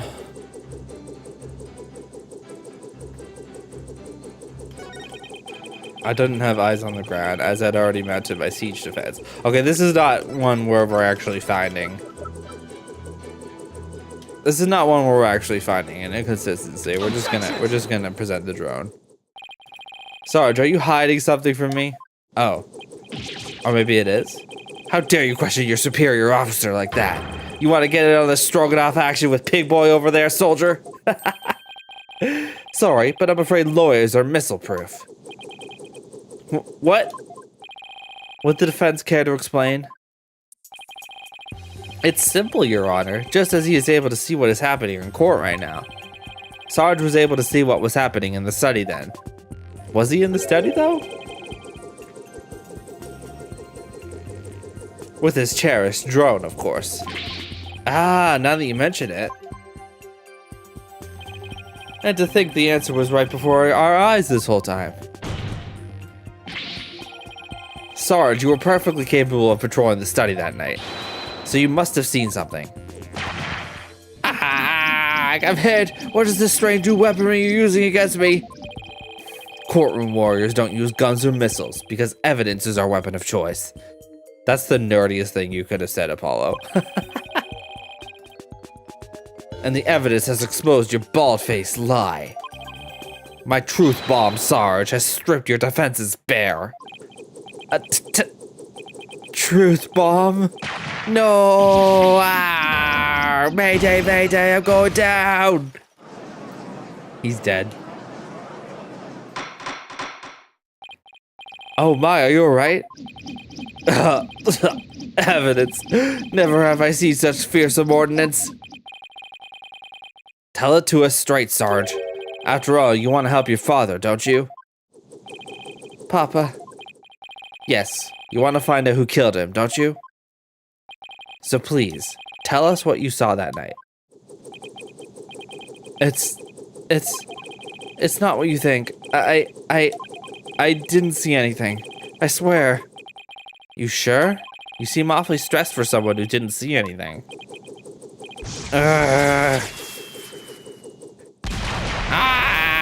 He's dead. Goodbye. Sarge, you need to answer my question. Shut your pie hole, maggot. It'll be a scorching day in Siberia before a lowly private like you order me around. What's with him in Siberia, of all places? But if a scorching day is what it'll take, then maybe it's time to turn up the heat. Oh. Hey, Athena, you think a therapy session might help? Oh, we're getting out the chat GPT. Let's go. Well, it could help alleviate some of his anxiety. Plus, I'm picking up a lot of discord in Sarge's voice. That usually means the patient wants to say something but can't for some reason. And in Sarge's case, I imagine whatever's plaguing him is pretty severe. In that case, I leave it to you and your mood matrix magic. You got it. Okay, finally, Athena is doing something. Thank God. Your Honor, I believe I can be of help here. Time for a therapy session, is it, Miss Sykes? Yes, it will help the witness with his anxiety. Maybe even enough to testify. Then by all means, please bring the poor child out into the light of day. Oh, but I assume this will be alright with you, Mr. Wright? Why not? It's not like we all haven't been through this before. What are you butting in for, lady? There ain't a place on this battlefield for you. I beg to differ, Sarge. This G.I. Jane's always ready for a fight in the courtroom. That is so cringe. I love it. And wait until you see what I've got in my arsenal. Analytical psychology. With it, I'm going to blow a big old hole in that armor you've built around your heart. Wah! First evidence, now analytical psychology. Where are these WMDs coming from? Whoa, okay. Well, if it's a battle you want, bring it on. Yeah, that's really, honestly, yeah. You may have started this war, but I'm going to end it, core woman Sykes. You got it, Sarge. Time to seek out the agony buried deep in your heart. Brace yourself. Computer. Show me this person's deepest thoughts.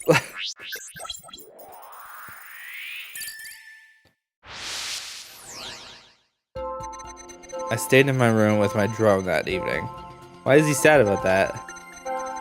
I heard Dats and Papa arguing with each other. Dats got kicked out, but I saw him still hanging around outside. I was in my room, so I didn't know Papa was dead until the next day.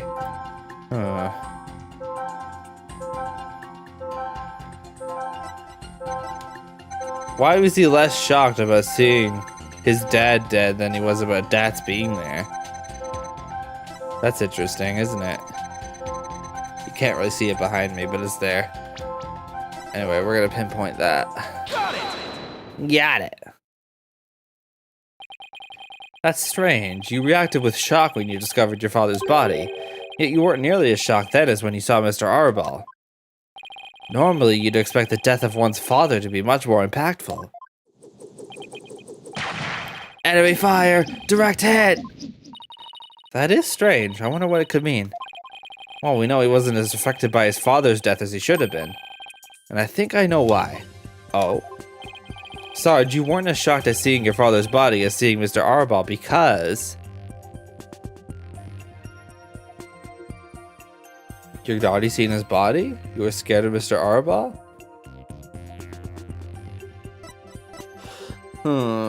You'd already see his body, I guess is where we're going with this. Sarge, maybe the truth is you left your room that night. And that's when you saw it. Your father's body. I saw no such thing. Really? You didn't see his body? Alright then. What did you see?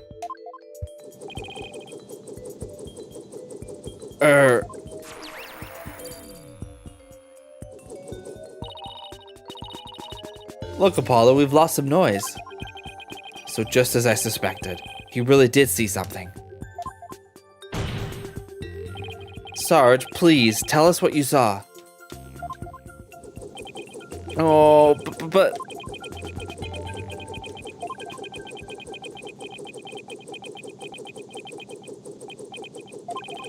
the moment I saw it, oh, I couldn't bear it. I couldn't stand to lose yet another loved one. Huh? Am I missing something here? Is that why you weren't very shocked when you found out your father was dead? Because you had already sensed that he was a goner somehow? Maybe. Please, Sarge. What was it you saw on the night of your father's murder? Oh, ga. I saw... Whoa! Oh, he's going berserk. What's happening?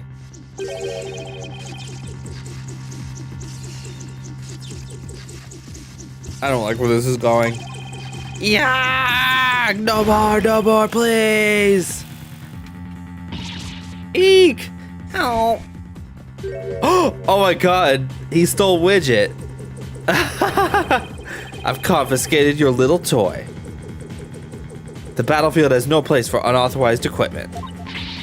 Widget? Apollo, I can't continue the session without him.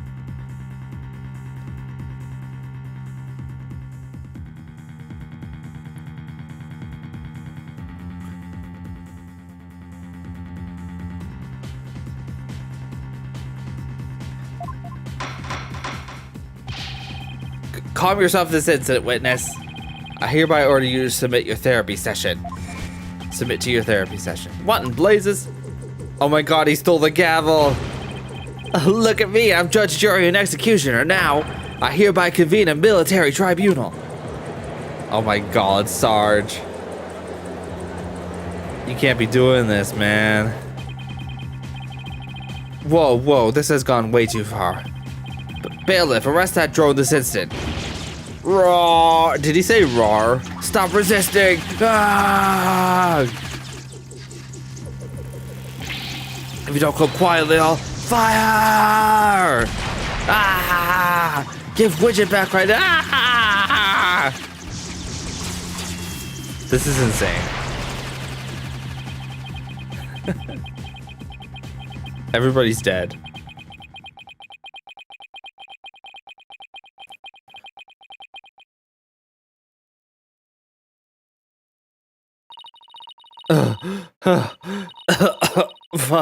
Finally got him back. Nice work. This witness is truly a handful. Ooh, up 2, 3, 4. Whoa! Miss Sykes, what's the witness' current psychological state? Let's see, he's emotionally all over the map. So his out of control emotions are in control of him, huh? Does that mean we can calm him down if we can figure out the root cause? Yeah, so let's see what we can find. Sarge, can you hear me? Oh, is that you, Core Woman Sykes? I'm here. Now I want you to take a few deep breaths. Just try to relax. Sorry, just one moment.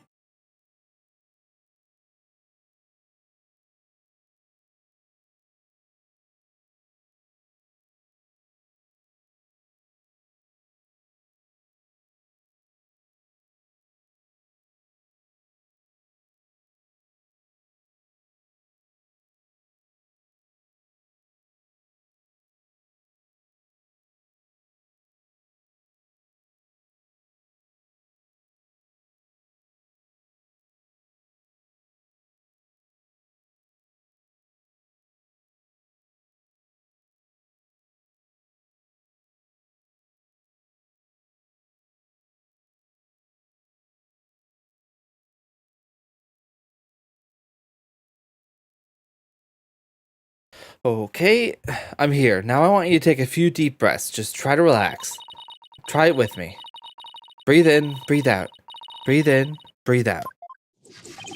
In, out, in, out. And now, let your emotions take you where they will. Go on, just let it all out. Whoa! All forces attack! That's the least relaxing breathing exercise I've ever seen.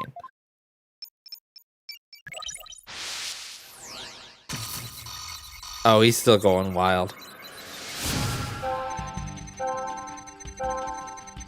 Death was still hanging around after he got kicked out when I heard more fighting, and I got worried about Papa. Info update. So I left my room, but suddenly I got dizzy and passed out. I remember a flame lighting up the room, and Papa grinning with delight. That's when he must have been killed. If only I hadn't passed out. Bro, what? So he has two out of control emotions, huh? And all we have to do is find out what's causing them to run wild like this. Yes, whatever the cause, it should appear somewhere in the mood matrix. Let me know if you think you found it. Ugh, easier said than done. Don't suppose you have any ideas on where to start? Well, I would think about Sarge's personality and his past.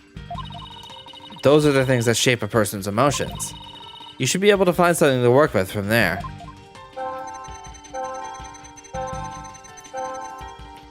Dats. Huh.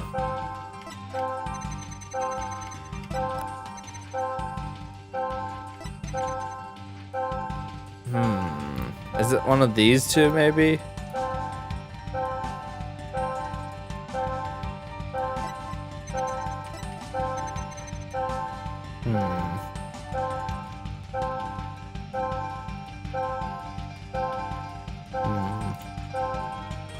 Oh, wait. Wait, hang on.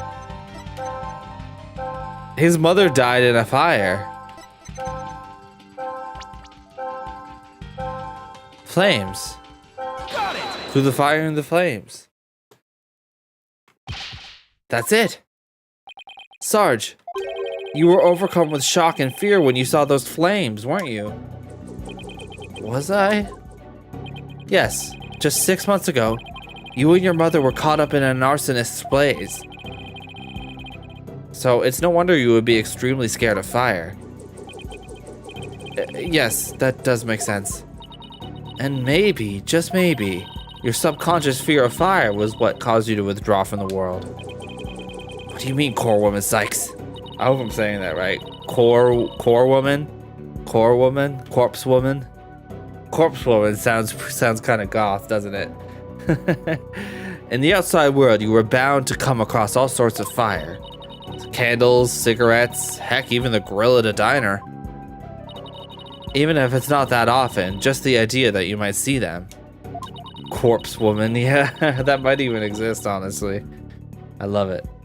Grew bigger and bigger until you couldn't shut it out. I think you might be onto something.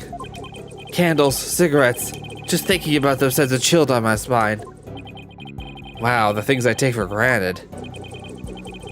Now I see. I was afraid of the fire. Strange, I didn't even realize it myself. About that fire, Sarge, can you tell me what it was burning? Just stay calm and maybe something will come to you. Oh,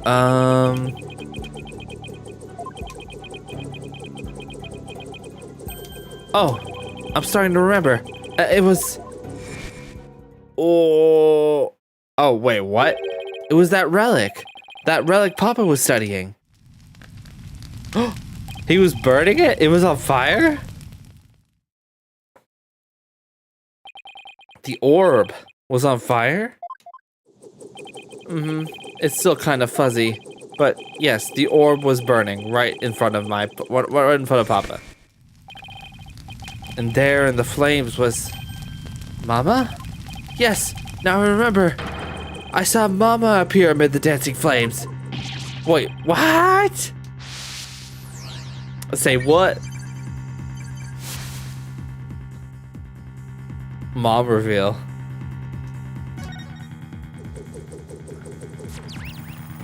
%. Okay, we're getting progress. What's going on here? Maybe it's a memory from the fire that killed his mother. He might be confusing it with what really happened when his father died. So let me guess, more therapy? Yep, but this time it seems there's an inconsistency in his statements. And I think we should be able to prove it with the evidence at hand. I hope this inconsistency is the key to proving the relic really is the Founder's Orb. Dad was hanging around after he got kicked out when I heard more fighting and I got worried about Papa. So I left my room, but suddenly I got dizzy and passed out. I remember lining up the room. Gosh, I'm still so stuffed up. I hate it. I'll be right back.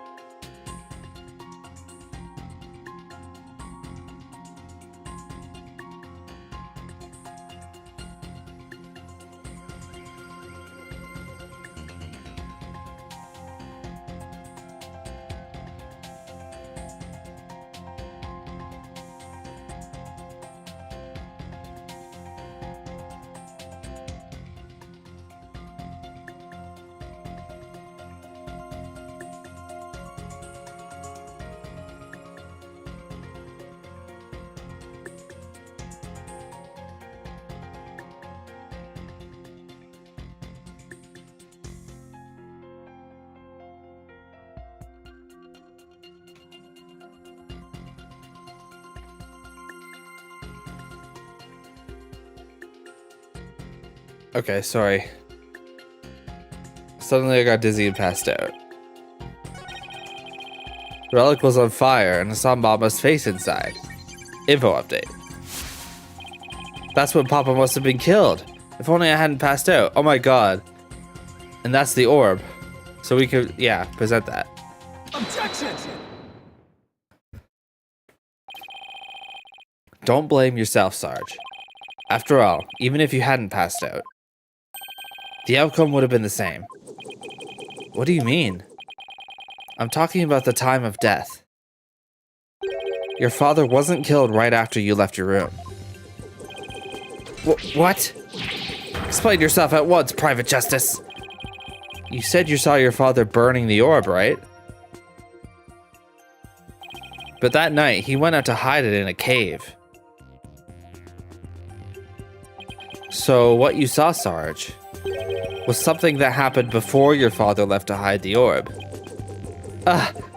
So you see, you didn't pass out right before he was killed. You passed out right before he left for the cave to hide the orb in the ruins within. So even if I hadn't passed out, that's right, the outcome would have been exactly the same. That's because your father, Dr. Buff, was killed after he returned from the ruins. And therefore, Sarge, there's no need for you to blame yourself. Oh, I see.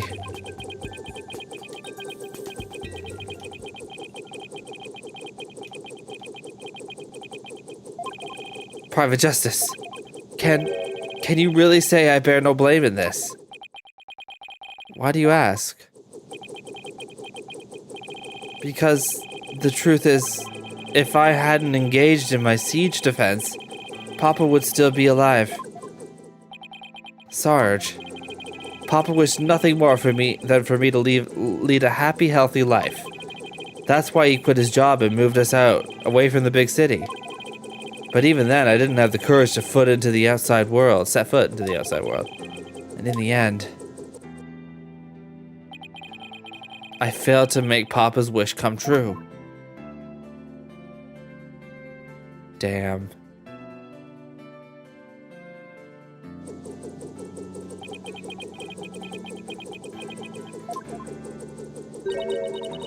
Sarge?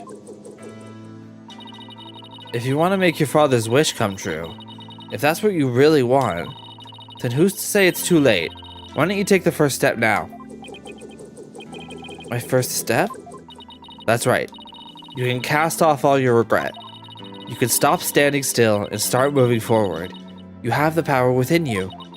I know from experience. I know what it's like to feel like you do. But only you can decide to take that first step.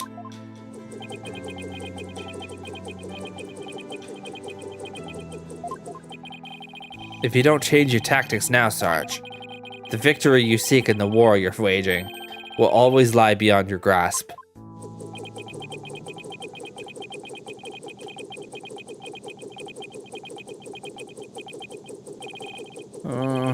I think I understand now.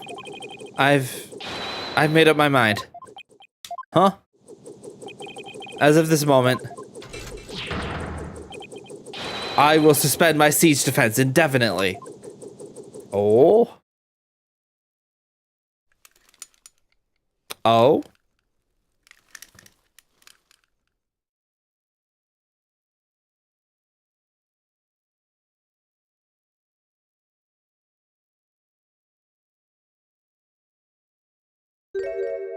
This is Sarge? Okay. Huh? Sergeant Buff, reporting for duty. What? I thought you were a guy. You're definitely not the gruff drill sergeant I envisioned. Well, my mama was in the Russian army. Okay. Sure, why not? Peck will make phone calls, who cares? I was just as shocked, but it certainly explained a few things when I found out too. May I introduce you to Miss Army Buff, age 12. No way. Careful, soldier, don't forget I could blow you away at a moment's notice. She's just too cute. So, have you always been in a wheelchair, Sarge? I love how we're still calling her Sarge. She's so cute. Negative, only since I was injured in the fire. Your voice sounds awfully different from before. Oh my god.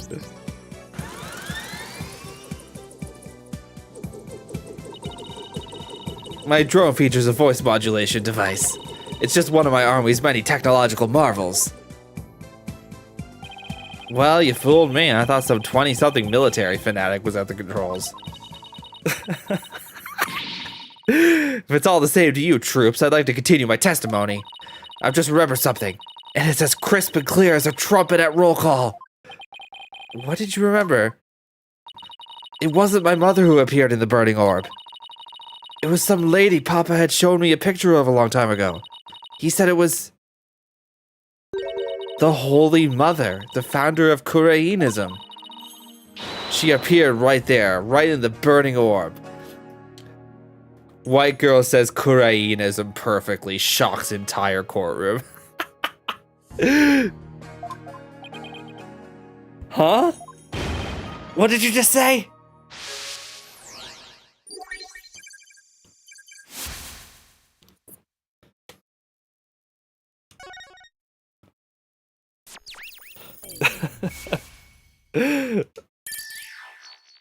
Bye-bye. The Holy Mother of Kurainism was in the burning orb? What does that even mean? I have a bad feeling about this. Could it be Could this explain what Sarge means by the Holy Mother appearing in the burning orb? What would that be?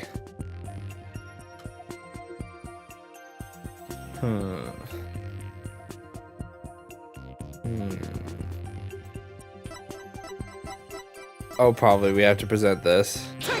Take that! Yeah, honestly, this feels dangerously close to an international incident. Dr. Bus research notes. What do they have to do with this? Look at this. The burning orb, the appearance of the founder. This part points to both. What points to the woman who appeared in the orb? Offer thy prayers as fervent as fire, only then shall the Holy Mother return. There's a legend about the orb involving a mysterious riddle, and this song, in turn, is said to contain the key to solving it. If the legend is true, then I believe the answer lies in this part of the song. Offer thy prayers as fervent as fire, only then shall the Holy Mother return. Well, anyone see where I'm going with this? Prayers as fervent as fire. Ah, you're supposed to set the orb on fire.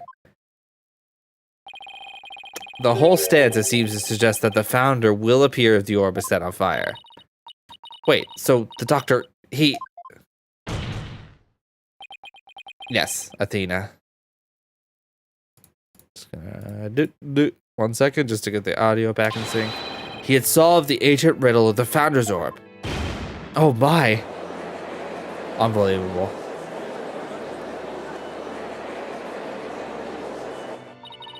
Papa was a great archaeologist, so I believe in him, and I want to believe. I want to believe he achieved his long-time dream of solving that riddle before he died. Well, we won't know for sure until we try it for ourselves. Yes, do it, Private Justice, please. I want to see what Papa was searching for with my own eyes.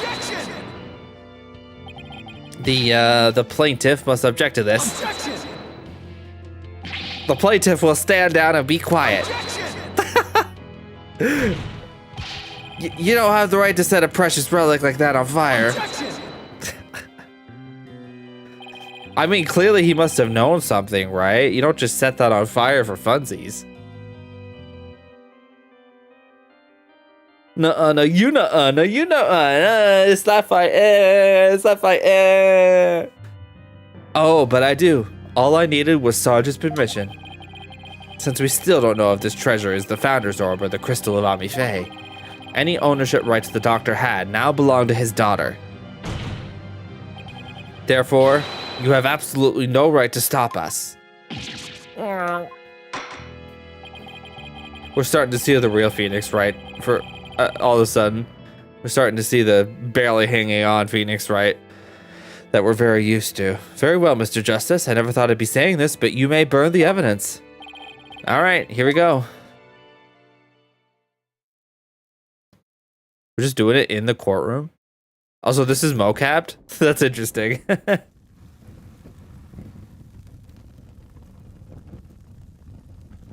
Got out the Zippo and everything. Paul, the inside of the orbit's melting. There's something in there. Oh, wait. That's a face. I thought we weren't supposed to show that. Dirk, is it she? Her garb leaves no room for doubt. It's the Founder herself. Face and all. Apollo with the... Yeah. I don't understand.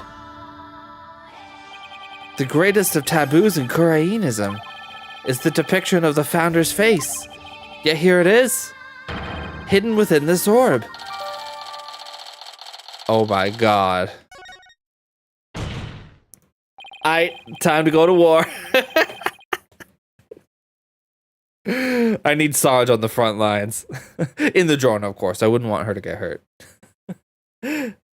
Sorry, Mr. Ray, but as you can see, the issue is crystal clear. This figure is the Holy Mother, founder of Koreanism. And based on that, this must be none other than the Founder's Orb. But be that as it may, Mr. Arabos may still have killed the Doctor. If so, it would render the orb transfer agreement null and void. Don't play dumb, Mr. Wright. The truth of the matter has already been proven. Dr. Buff wasn't killed right after Sarge saw Mr. Arabelle.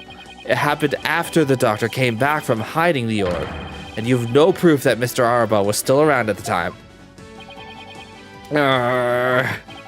Your claim that the Defiant Dragons were behind the crime doesn't hold water.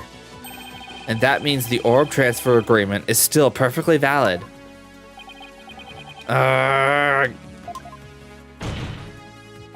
Admit it, Mr. Wright. I just burned your whole case to the ground. Oh, no. Okay, yeah, this is the Phoenix we know. Absolutely pathetic, sopping wet cat of a man. I won? I actually won? Mr. Wright, would you care to respond? Respond? I didn't think so. Wait, did we just win? Did we actually beat the Turnabout Terror? You're amazing, Apollo. Don't just stand there, right? Do something. Well, I don't think there's any digging out of this hole. Mr. Attition Wimperson, I think it's time for your concession speech. I have proven beyond a shadow of a doubt that this is the Founder's Orb. The facts don't lie, but you obviously do. How's that for a campaign slogan? Why, you contemptuous peasant. Guy who calls people peasants. I think this is a good time to wrap up the trial. If both parties have no further objections, I will render my verdict. No objections here, Your Honor. No, hold it. Politician obviously does. You can't do this. The crystal is mine. I'll lose the election if I lose that crystal. Wait, what? Why? What does that have to do with it? I'm sorry, but there's really nothing more I can do. You haven't forgotten about our little chat, have you? Wait, what? What's he talking about, Phoenix? What's going on here? Objection! Your Honor, I object to the defense's last claim. Yeah, this is not even close to being over. Yeah, what? Why is Phoenix willing to take the fall for this guy? It's so weird. What's going on? I don't believe they have truly proven that the relic is indeed the Founder's Orb. Objection! Oh no, smilers. Any smilers in chat? Smilers. Mr. Wright, I don't think even you could bluff your way out of this one. What possible argument could you have to claim that this isn't the Founder's Orb? About that. Oh, of course. He can't possibly have hit on something. The defense's assertion is incomplete, and this is why. Their claim that this relic is the Founder's Orb is based on a legend, and that legend claims that the Founder will return when the riddle is solved at last. There's another stanza though, so that doesn't hold water. Hang on, check it out. Hang on. Descending upon us in all the glory, the Founder bestows the greatest power. That's still another stanza. There might be some other condition that needs to be fulfilled. And there's still the other two as well. Right, and that's what happened. The Founder was revealed for all to see. But, Mr. Justice, what about the rest of the legend? Huh? According to the legend, once the Founder returned, she would bestow spiritual power onto the person who solved the riddle. You're kidding, right? Well, Mr. Justice, do you feel great spiritual power coursing through your veins? I mean, Phoenix, he has more than you. No. But receiving spiritual powers and stuff, it's all just mystic mumbo jumbo, right? Maybe so, but you're the one basing your claim on said legend. And what we saw here does not fully fulfill it, does it? No, but consequently, you cannot rightfully claim that this is the Founder's Orb. Oh my god. We've got about 18 twists left to go, I think.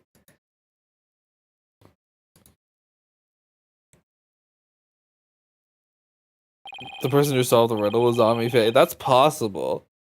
It also might tie. Maybe it's like a secret.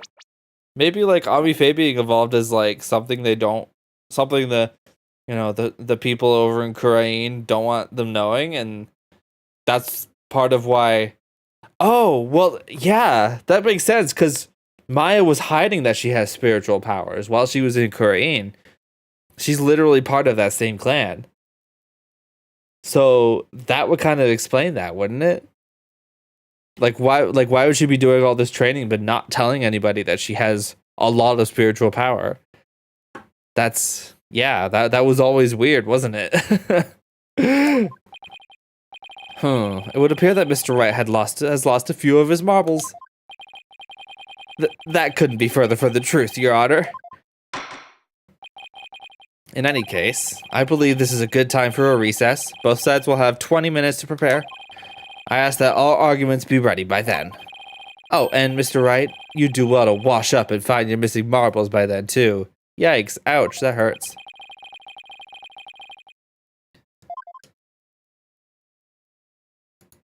Alright, this is not to be continued. This is just a short break.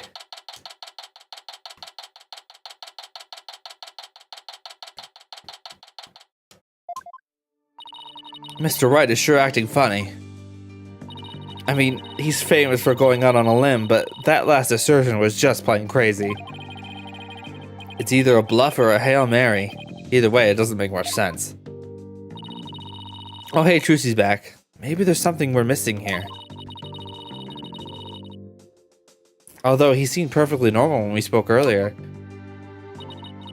Apollo, I have a bad feeling about this. I'm gonna go check up on him. What's going on with you, Mr. Wright? Hey, Private Justice. Oh, hello, Sarge. I forgot to mention something. On the night of Papa's murder, a strange thing happened. Oh, but why are you only telling me about it now? Well, I didn't say anything before because I thought Papa's death was an accident. But now that we know otherwise, I figured it might be important. There's still more to this case? When I left my room and lost consciousness, I passed out right here.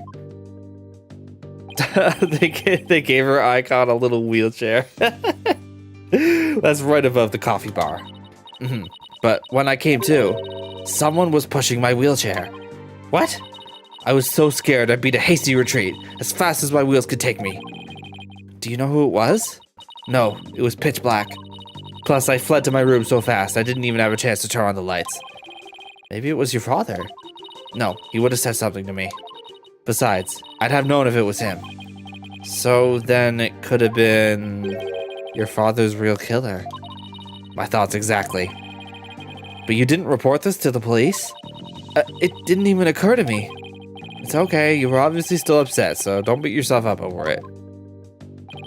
Apollo, this could be really important information. I think the act of pushing Sarge's wheelchair could be part of some bigger scheme.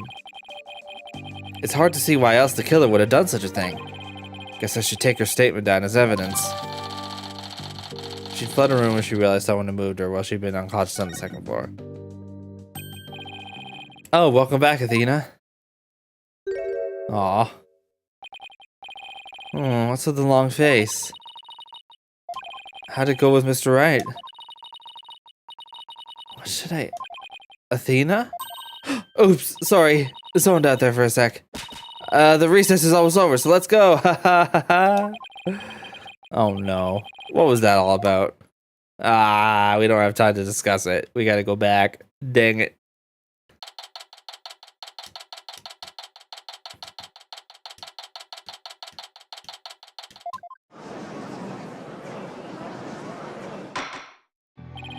Alright, court is once again back in session. Now, Mr. Wright, about that last objection you raised, we, the plaintiffs, still believe that the defense has yet to sufficiently prove its case. They claim that, according to legend, the Founder's Orb would bestow spiritual power, yet the relic in question has failed to do so. Therefore, it has failed its own test. I see.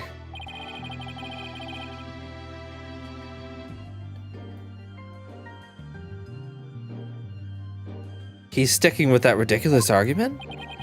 Furthermore, even if it is the Founder's Orb, it can't be awarded to the Defiant Dragons. After all, they were the ones who killed Dr. Buff. Objection! What are you talking about? That was already proven to be false.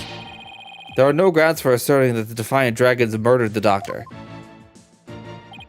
Oh, but I'm afraid there are, Mr. Justice. Your Honor, I would like to present new testimony to the court. Testimony that will show that Dots Arabal did in fact kill Dr. Buff. Oh? Oh, whoa? Very well, you may call your witness. I guess Mr. Wright found another new angle. What new testimony could there be this late in the game? You again? That's not new. You're just bringing out the same guy. Little bro thinks he's on the team. Who invited my man, Blood? Fellow citizens, it is I, politician, the once and future representative of the people. Jeez, not him again. My client divulged new information to me during the recess. He remembered something he saw, you see. Something crucial to this case. How very convenient. Oh my god. Honestly, wouldn't this be considered like prepping a witness? Like, why is this guy being allowed to come back and do another statement out of left field? The Daruma pin with the eye still missing, goals unaccomplished. That's actually pretty cool, yeah. It was around 11 at night, and I was out on a mobile meet and greet around the village. Homie, you gotta fix your sleep schedule. That's when I saw Dr. Buff being murdered from outside his study window. Mr. Arbol snuck up from behind and struck him on the head. His weapon of choice? A suitcase. A big, strong man like him could easily swing a heavy suitcase into someone's head. Well, he did have a heavy suitcase. You saw the murder as it happened? And you're just telling us now because? I saved the best for last. It's a tactic known to all the political greats. The murder weapon was a complete mystery, but my client's eyewitness account has finally brought it into the light. According to the autopsy, Dr. Buff was struck in the head by the corner of some object. I suppose that could very well be the corner of a suitcase. Objection! But eyewitness testimony isn't the same as hard evidence. Oh, well, I wouldn't worry about that if I were you. What's that supposed to mean?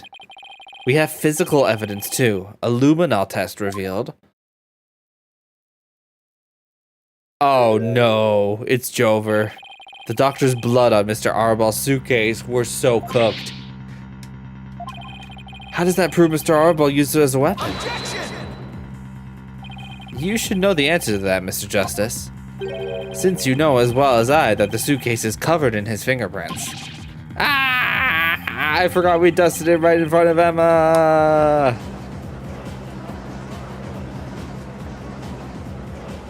Yeah, we sure did. The Turnabout terror strikes again. This is quite convincing testimony and evidence. Nevertheless, you may proceed with your cross-examination, Mr. Justice. Okay. That's his crime. Hold it! You were on a so-called mobile meet and greet at 11 at night? That's right. It's the perfect time because everyone is at home. You should have seen how the villagers' eyes teared up when they heard what I had to say. With tears of frustration, no doubt. You weren't riding around in your palanquin? That's right. Some village idiot reported me to the police. I've been banned from using it after dark. No wonder, what with all the noise he makes. So what exactly did you see then? That's when I saw Dr. Buff being murdered from outside his study window. Sounds like you witnessed something rather shocking. Indeed, I didn't even believe it at first. I mean, a vicious murder in Kurain? There haven't been many murders there, I take it. If I'm elected, I promise you that such a terrible tragedy will never happen again. A vote for me is a vote to banish murder forever from our beloved Kurain village. Oh wow, he's so forward thinking. Yeah, good luck with that. Mr. Artisan Wimperson, please tell the court what you saw at the scene of the crime.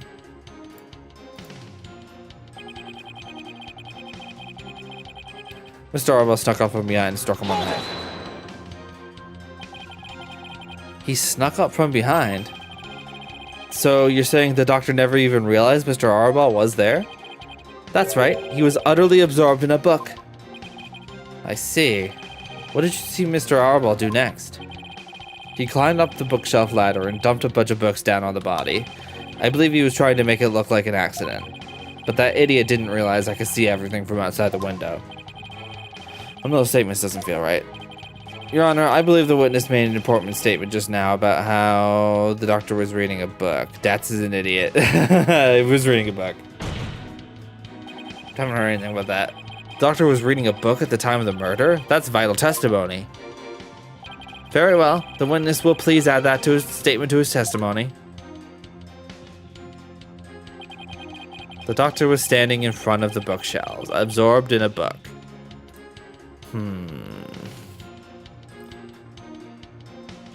Wait.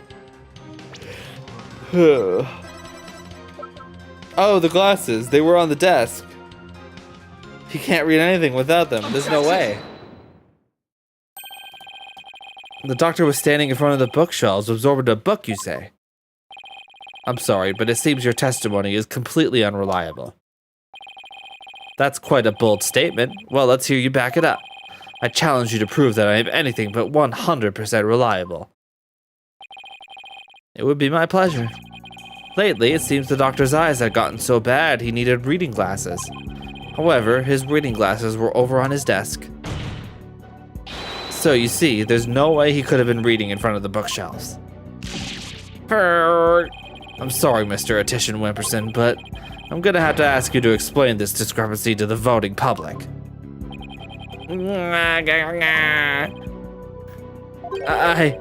You what? I'll explain it, you lowly cur. I simply made a mistake, you see. The doctor was actually sitting at his desk when Mr. Arbol hit him over the head. But then the doctor would have been facing him. Surely he would have seen it and tried to run.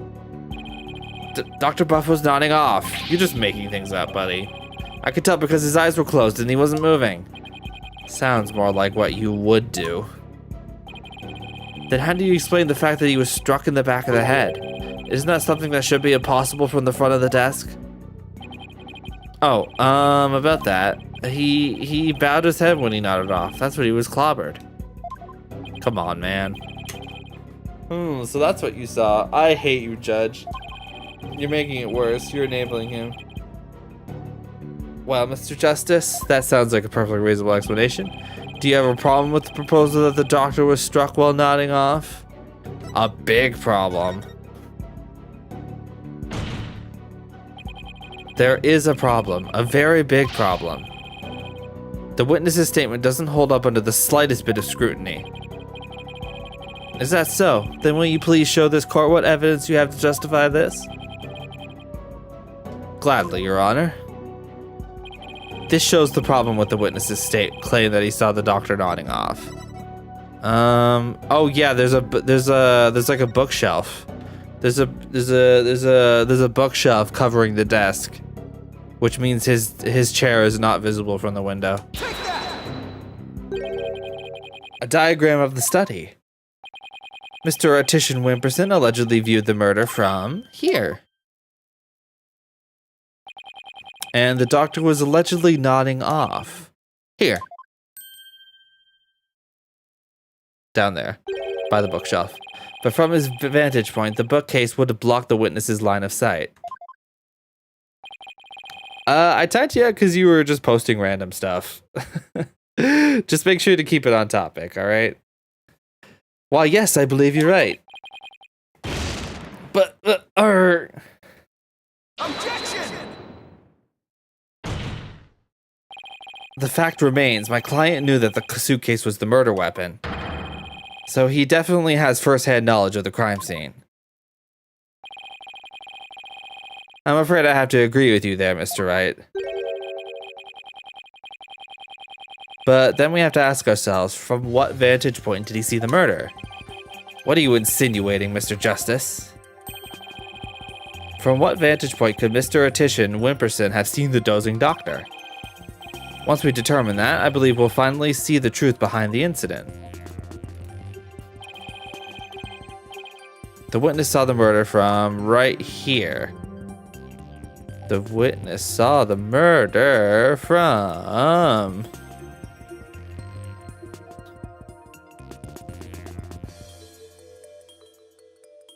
Oh, from up here?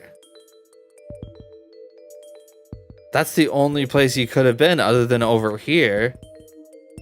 If he went through the entrance, it would have came through here, right? Is that right?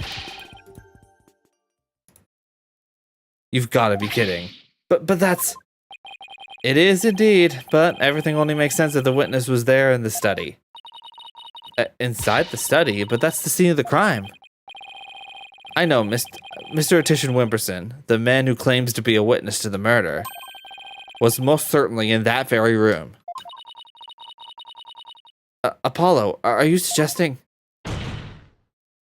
Mr. Attition Wimperson, weren't you the one who actually swung that suitcase? Gah! Oh, suddenly Phoenix wakes up. What you're proposing is ludicrous. My client is a small, thin man, whereas Mr. Arabal has the musculature to pull it off. I don't know, maybe he's actually buff? Did you ever think of that? He has a point. I gave up trying to lift that thing after one go. Well, yeah, but that's because you're a weak little noodle. That's right. He's the only one who could have lifted such a heavy object. Now, do you understand? The rebel Dats Arabal is the doctor's killer. As long as the suitcase is the murder weapon, the suspicion falls entirely on Dats. You'll have to poke a hole in Mr. Wright's argument somehow, Apollo. Oh, I will, and with his own technique, no less. If Mr. Attition Wimperson couldn't swing the suitcase around, we'll just have to consider another way he could have used it as a murder weapon instead. I'm gonna turn this case on its head, Mr. Wright, just like you taught me.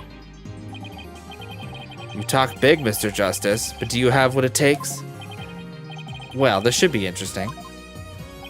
Mr. Attition Wimperson's testimony has been filled with one inaccuracy after another. First, he stated that Dr. Buff was in front of the bookshelves.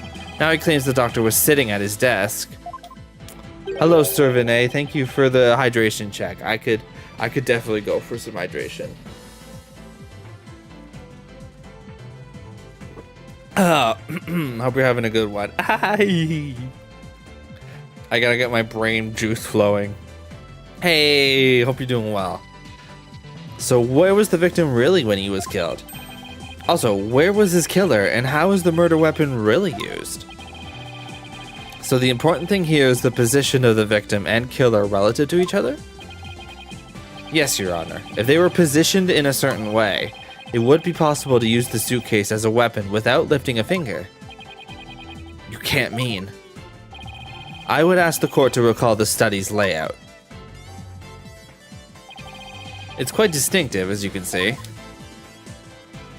Now, if Dr. Buff were sitting in a certain spot and his killer was at a certain other spot... Awesome, thank you so much.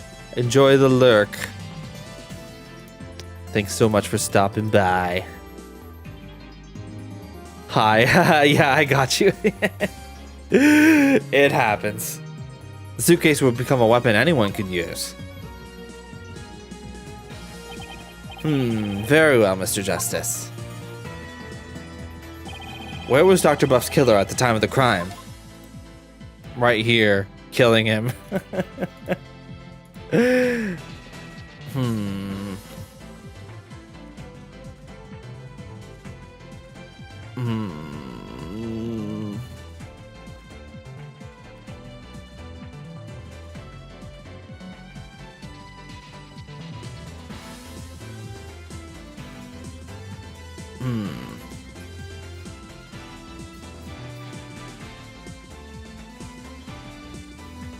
I think... Wait.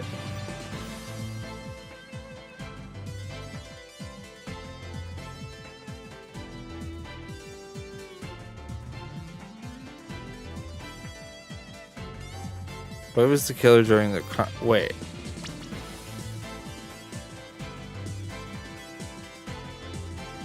Dr. Buff was sitting in a certain spot, and his killer was at a certain other spot. Oh, maybe he could have... Yeah, he could have definitely, like... There? Oh, that's... This should wrap things up nice and pretty for you, Mr. Wright. I would ask the court to recall the study's layout. But this time, instead of thinking in 2 dimensions, let's think in 3. Only then can we see the killer's method at work. Oh my gosh, it's Little Thief. Sick Investigations reference. The killer didn't have to swing the suitcase. If he used gravity to his advantage, that is. Oh my god, we're actually going to get a 3D model of this. That's right, it was the plaintiff, one politician Wimperson, who used the suitcase. He pushed it from the 2nd floor and sent it hurtling down onto Dr. Buff, who was sitting at the coffee bar. Yarg! The psychology book had been at the coffee bar, no doubt. That's like, oh my god, that's like lights out, man. The doctor must have set it down there after he finished reading it, or the like. But his blood had gone on it, which is why the killer thought to hide it in that mountain of books. That's quite an entertaining theory you have there, Mr. Justice. But there's no evidence that the murder took place at the coffee bar. I'm not so sure about that, Mr. Wright. I'd say that evidence of the murder occurring at the coffee bar exists. The evidence does exist, and I'm going to show you. You are? The coffee stain. Oh my god, it's so obvious. It's literally one of the first things we noted. Coffee stain. This brown stain was determined to be coffee. What's more, it was still a bit damp when we saw it yesterday morning. Ah. One look at this book speaks volumes, I'm afraid, Mr. Wright. It tells us the doctor was having a cup of coffee at the coffee bar. That's when the suitcase came hurtling down, striking him on the head, causing both his blood and his coffee to spatter onto it. Ah! Well, Mr. Attition Wimperson? Whoa. What motive could I have possibly had to kill Dr. Buff? There it is, that final excuse cornered killers are so fond of. Well, the doctor never returned your crystal, did he? Instead, he hid it in the cave ruins. Telling him that the Defiant Dragons were a dangerous bunch was a huge blunder. Yeah, it was a huge blunder. As you can see, they're kind of dopes. That's his thumbs upping in the background. All it did was make him hide the orb. Your lie came back to bite you in the end. Even worse, the doctor saw the news reports, so he knew the relic was the Founder's orb. Being the conscientious researcher he was, he knew he had to return it to its rightful place. And that meant keeping it out of your hands. Aha! You were so angry that he refused to return the relic to you, that you killed him with your own hands. Isn't that right, Mr. Attition Wimperson? Ah! Oh my god, he's more worried about the plastic name tag. That is... Hold it! Hold it. Apollo! Don't! Please don't accuse my client of murder. Huh? What do you mean, don't accuse him? Why would you even say that, Mr. Wright? What I meant was, he's a promising politician with a bright future ahead of him, which means he should get away with murder, clearly. It's in our nation's best interest to avoid burdening him with the taint of scandal. Say what? It gets even more taped. Right, you'd better do something to change the current courtroom climate, or I'll be charged with murder. And you know what will happen to her if that happens. Her? Who's her?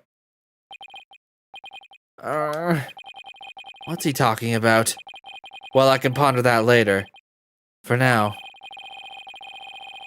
Yeah. Mr. Wright, you can't possibly believe that Mr. Arball is the killer. Are you really going to send an innocent man to prison? I thought you were better than that. Well, Mr. Wright, answer me. Yeah, he literally made a threat on the courtroom. That's on record. Okay, what's going on, Phoenix? Mr. Wright? What in the world's going on here? If you won't say anything, then... Mr. Ortician Wimperson, the defense hereby accuses you of... Apollo, wait. Not you too, Athena. It's just, I wasn't sure whether I should say anything, but... During that last recess, when I went to check on Mr. Wright, I overheard something I shouldn't have. Are you just sharing this now, Athena? I trust Maya is unharmed. Oh, it was Maya then. I can't really say, but just remember, if I'm arrested or fail to obtain the treasure, there will be consequences. Consequences of the worst kind, if you catch my drift. Okay, blatantly threatening. Ugh. Relax, all you have to do is ensure I get my hands on that relic. I must deliver it to my benefactor at all costs. Isn't it convenient that they literally were explaining their entire masterstroke just out in the open in the courtroom? In the lobby. Just amazing. Just really great. Just really great work, Paul. What do they want that relic for anyway? It's something to do with an old legend. My patron seeks the great power said to be granted to whoever solves its secret.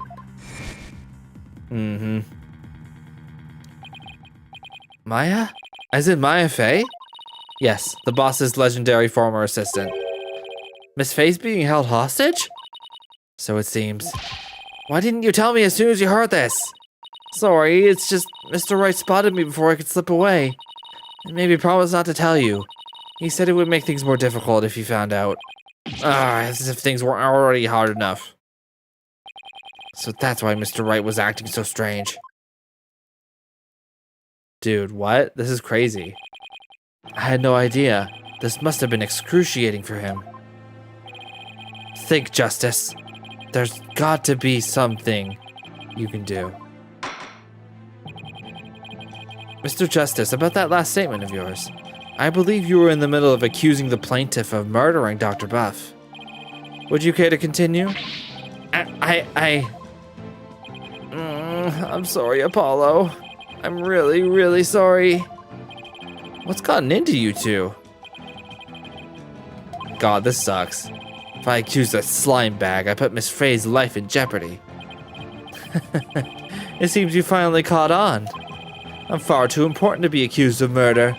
After all, our nation's future rests squarely on my shoulders. Red, white, and also to killer. Yeah. Too big to fail type guys. Either I give up or...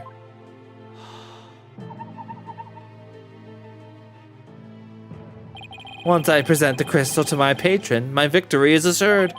Then one day I'll become president, and then king. I'll have every politician at my command. Now retract your accusation. I can't kowtow to him, but the defense would like to retract the previous accusation. Huh? Who was that? Oh, he has an objection line? That's pretty cool, actually. Apollo. Oh, well, I guess he is a lawyer. He's a former lawyer. Dirk? I don't know what's going on here, but a lawyer should never look the way you do right now, with defeat and resignation written all over your face. A dragon never heeds.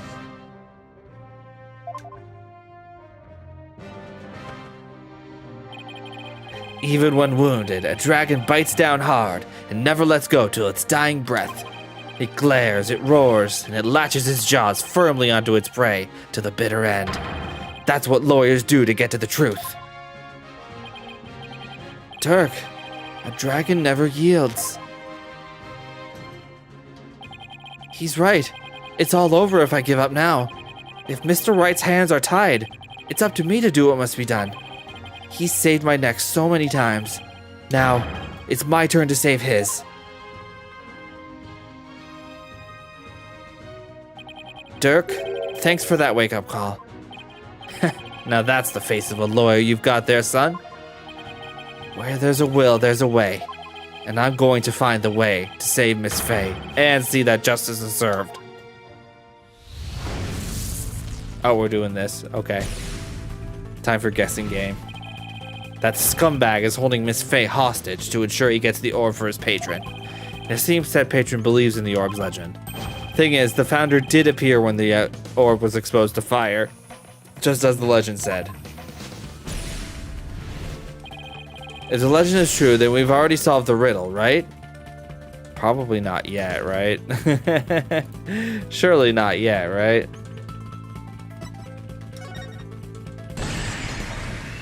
No, not yet!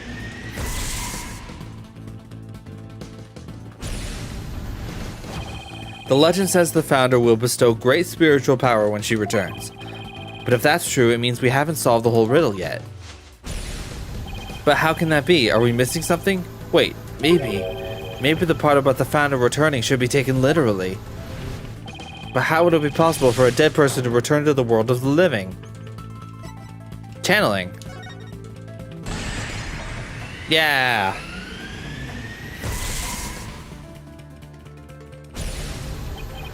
Oh, I know, there is a way for the dead to return. Spirit channeling.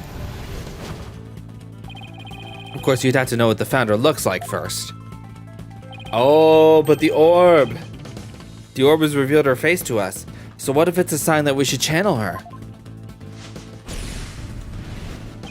Given the facts, in order to solve the riddle and receive the founder's power, I need a spirit medium. We did it. A medium is needed to obtain the power. Evangelion ass font. The ability of a medium to channel spirits is the final key to unlocking the orb's secret. That means Mr. Attition Wimperson, his patron will need one too. You need him, the medium. And once that slimy politician realizes that, he won't be able to lay a finger on Miss Fay. Or secret freedom. Freedom. Everything is going to be okay, Mr. Wright. Freedom sounds like the free currency in a gacha game. Because Mr. Politician Wimperson can't afford to harm a hair on Miss Fay's head. Yeah, because the one person who could do that, we can't get to her right now. God, he really thought about this. I almost kind of have to. I mean, obviously you never have to hand it to him. But like, damn, he really thought about this. Mr. Attition Wimperson, it seems you've chosen the wrong person to take hostage. What do you mean? Your patron seeks to solve the orb's riddle, and thereby receive great spiritual power. However, only Maya Fey can truly give them what they really want. She can? What do you mean, only Maya Fey? Think about what the return of the founder really means. We should have considered it more literally. After all, the orb was made in the kingdom of Kurain, the birthplace of spirit mediums. I think I see now. You need to know what the deceased looks like in order to channel them. But in Kurainism, depicting the face of the founder is taboo.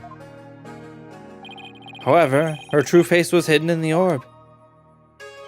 So maybe the orb is telling us to try channeling the founder. Exactly. Through a spirit medium, the founder can quite literally return. And if the legend is true, the founder just might bestow spiritual power on someone when she does. It's like when Pearl's imbued by Magatama with spiritual power. If a human could be imbued with such power in a similar manner, it is said that the founder possesses immense spiritual power.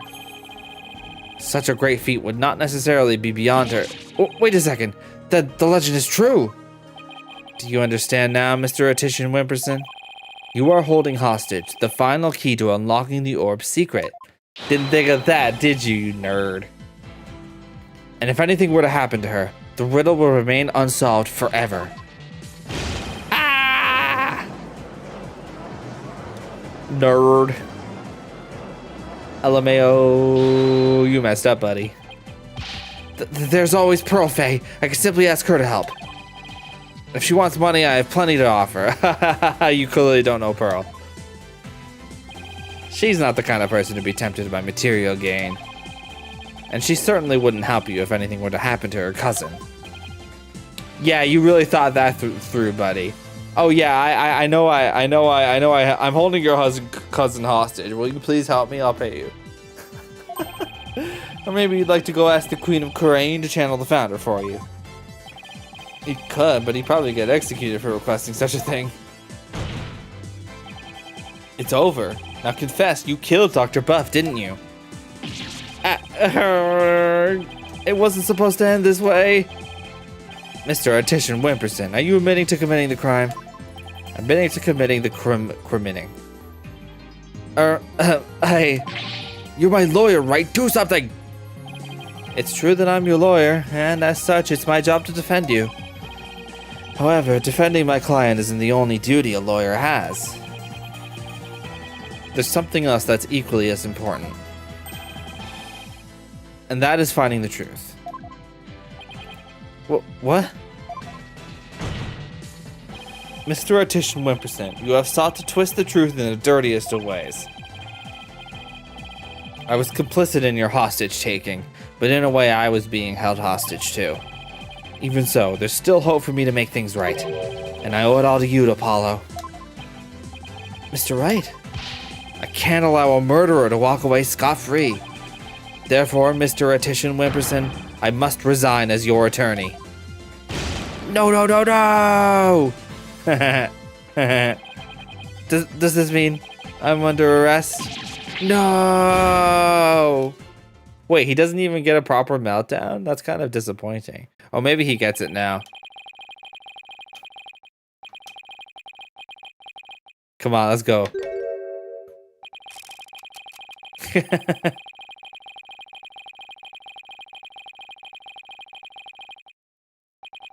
Well, I've nothing to confess. What? I said I've nothing to confess. I don't and I won't, especially not to a plebeian like you. This guy doesn't know when to give up. Besides, there's no truth to these allegations. I mean, look at the suitcase. You won't find a single print of mine on it. All that means is you wiped them off, taking care only to leave Mr. Arabal's. As many a great politician has said before me, no comment. In that case, try switching things up, Apollo. Look at the situation from a different angle. Is there really nothing that points to the suitcase being dropped from up above? Evidence that points to the suitcase being dropped from the second floor. If the killer pushed the suitcase from the second floor hallway over the coffee bar, that would place him right around here. Ah, maybe, just maybe. Thought of something, Apollo? I believe this piece of evidence to be connected to the dropping of the suitcase. The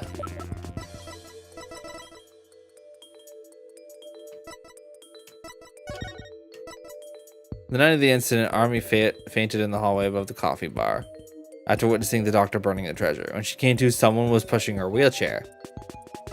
So she was above. Take that! At the same time. That appears to be a statement, but how is that related to the case? On the night of the murder, Your Honor, Miss Army Buff physically left her room. That's when she saw the doctor burning the orb and subsequently passed out. Right above the coffee bar. But with her there in the wheelchair, the killer wouldn't have been able to drop the suitcase down onto the doctor. Good point. However, according to Sarge, she woke up just as someone was trying to move her in her wheelchair.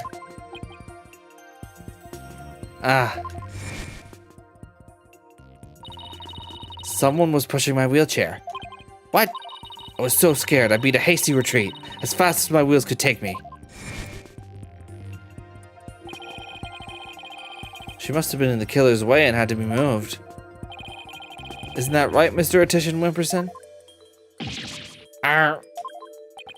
And if the killer had pushed the wheelchair with his bare hands, we may yet find the conclusive evidence we need. Exactly. Fortunately for us, that evidence slipped right through the killer's fingers. If only he'd been able to hold on to it just a little tighter. But now he is neither able to discard nor alter it. Honestly, that piece of evidence wasn't even supposed to be here in this courtroom today. And yet, it looks like sometimes things do get better. This wasn't supposed to happen. This is a guy who's never been told no in his entire life. No, well, too bad, because the evidence that sped away from you that night has come back to haunt you, right here at this very trial. Your Honor, the defense's final piece of evidence is on this person.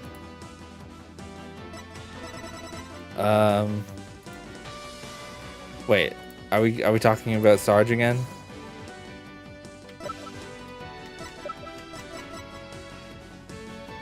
Take that! That's... On the night of the murder, Sarge passed out, only to come to and find that someone was pushing her wheelchair. That's when she fled back into her room.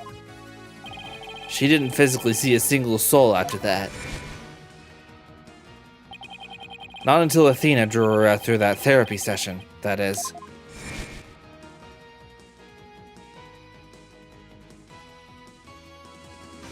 Got a little scared there.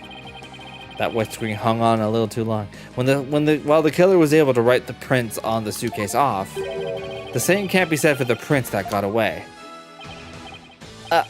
My fellow Kuranians. Well, Mr. Politician Wimperson, try to explain your way out of this one. The podium is all yours. Oh my god, here we go, meltdown time. Politician, savior of Ukraine, I am not a crook. My political career, it can't end like this. I'm destined for great things. Something's wrong. This isn't real. It's a dream. No nightmare. Oh. Huh? Wait, what?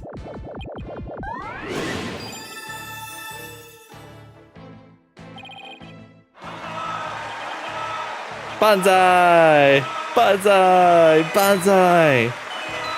Politician arrested in murder carries the script of his electoral writ.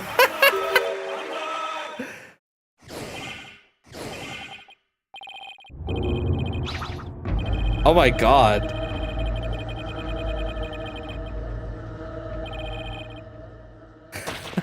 How is the name tag?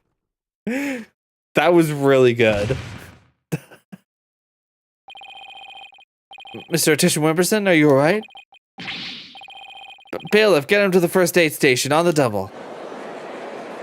That's crazy. He got sent to the Shadow Realm.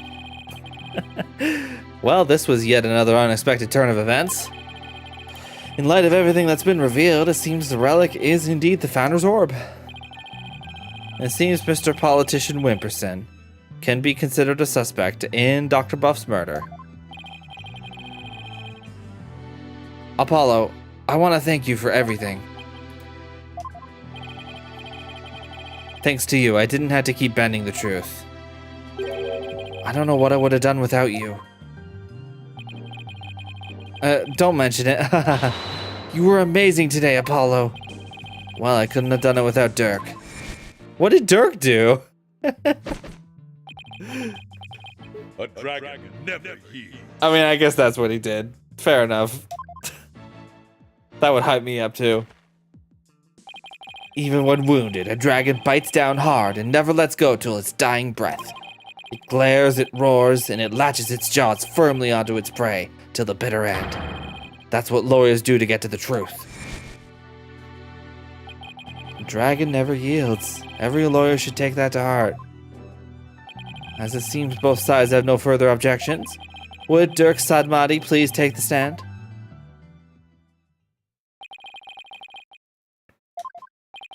This court awards the orb to the Defiant Dragons per the stated transfer agreement.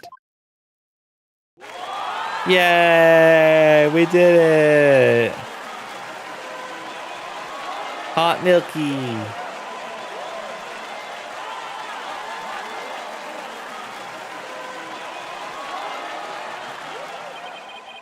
Should the Kingdom of Kurain claim ownership, the matter may have to be deliberated in court all over again.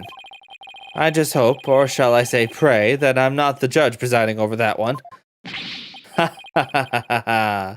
Indeed, a trial like that might spark an international incident. Okay, I think we're already there. Still, there are bigger and more momentous things astir in the air. The revolution. Dirk's really serious about this. This court is adjourned. Bam. That's money.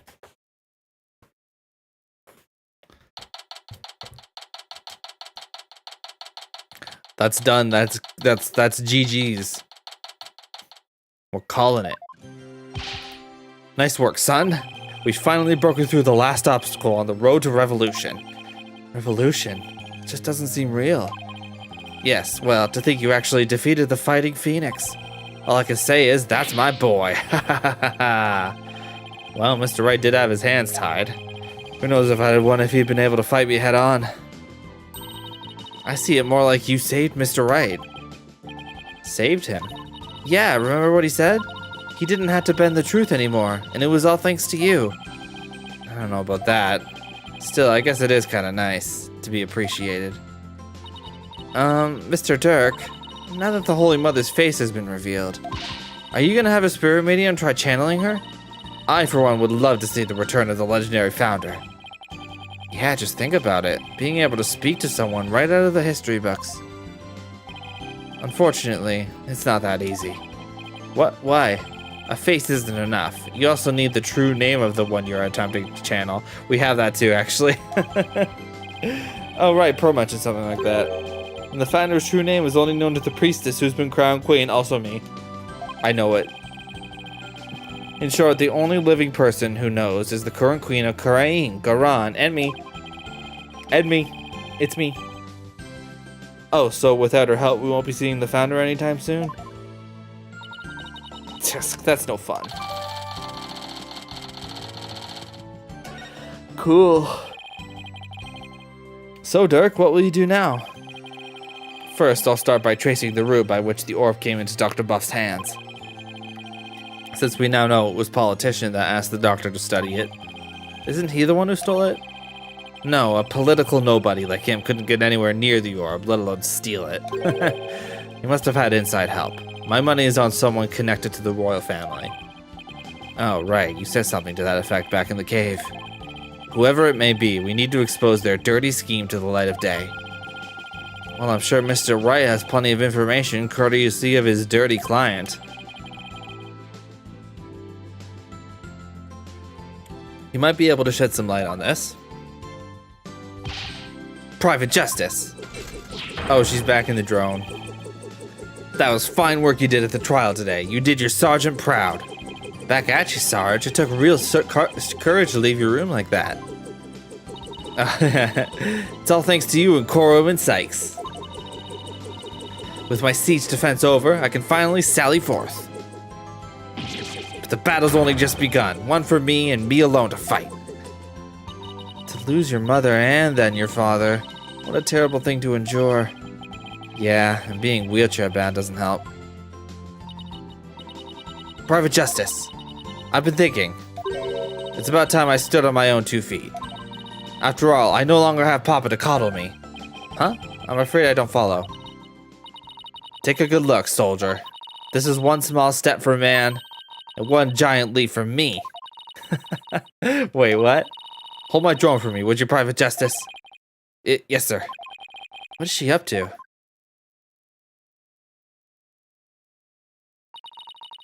Oh. Oh, all right. Whoa.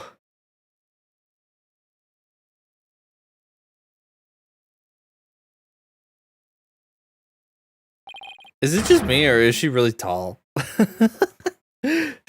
She's standing? What's this? Sarge, you mean your legs? They're... The doctor told me I was ready to walk again months ago. But if I admitted I could walk, I knew I'd have to leave the house. So I faked it. Makes sense, but... Yeah. Yeah, she's kind of tall, right? I kept pretending I couldn't walk. But I know Papa is watching over me now, and I'd hate to disappoint him. So, from this day forth, I'm going to march forward on my own 2 feet. Hopefully not in your jammies, Sarge. What a brave kid, trying to move forward like this. But it must be so hard this soon after her father's death. Don't you ever stop. You just keep on walking, comrade. Stay brave, because there will be days when you'll want to stop. But I have faith you'll find a way to muster the strength to push through them. Yeah, you can do it. Hey, Daddy's back. And he is saddled with unnecessary feelings. Mr. Wright, what's that look on his face for? Oh, Apollo. Is everything alright with Miss Faye? She's safe for now. Well then, we better go save her, quick. Where is she anyway? I'm afraid I have some bad news. Huh? Maya's not here in the States. She's still in Kurain. And she's still being held hostage by the mastermind behind this whole thing. The mastermind? That's right. Politician Wimperson was nothing more than a pawn. Maya's true abductor is in the kingdom of Kurain. What? I don't understand, Mr. Wright. What in the world's going on over there? Oh no. But as shocking as that news was, it was only the beginning. The beginning of something big. Big enough to shake Kurain to its very core. Revolution. I was being swept up in a mighty wave that nothing could stop. Of course, at the time, I had no idea what the days ahead had in store for us. Is that to be continued? It is! Oh,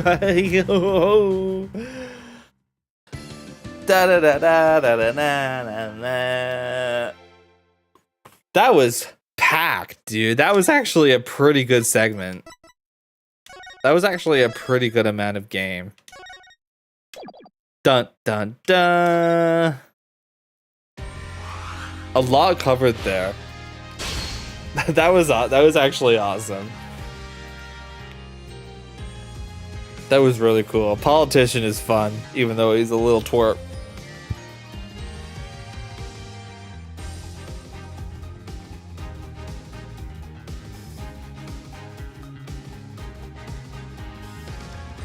Sorry about that.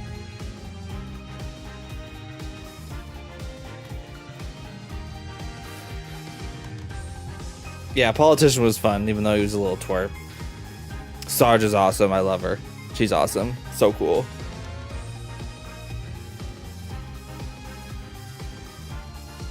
Yeah, this was fun. Thank you for hanging out. I gotta let my voice rest, though.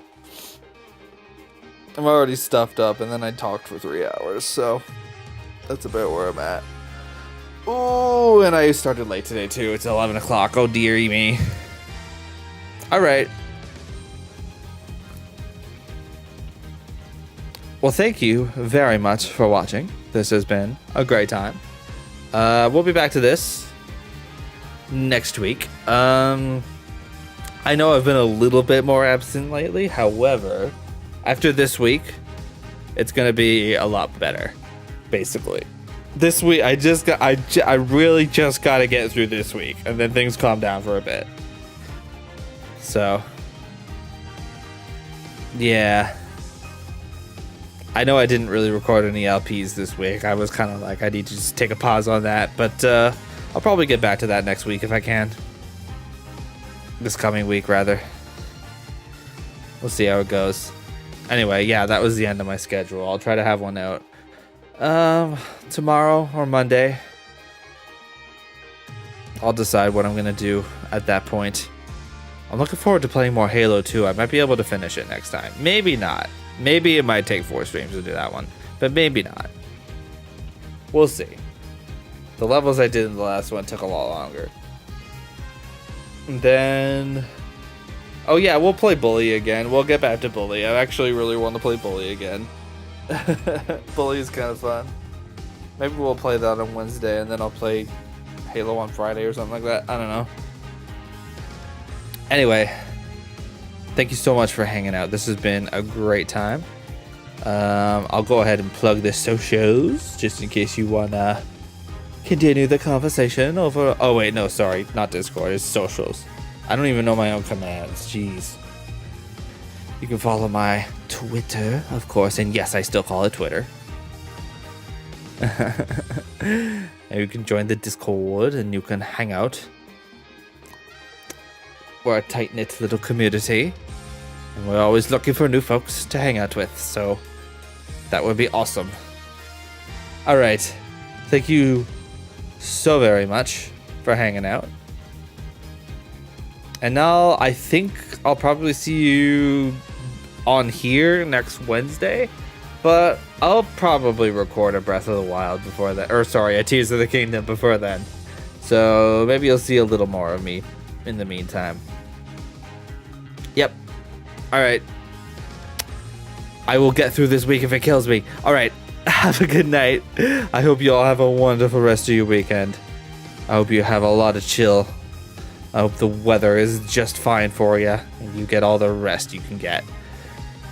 Thank you so much, everyone. Bye. Thank you. Good night.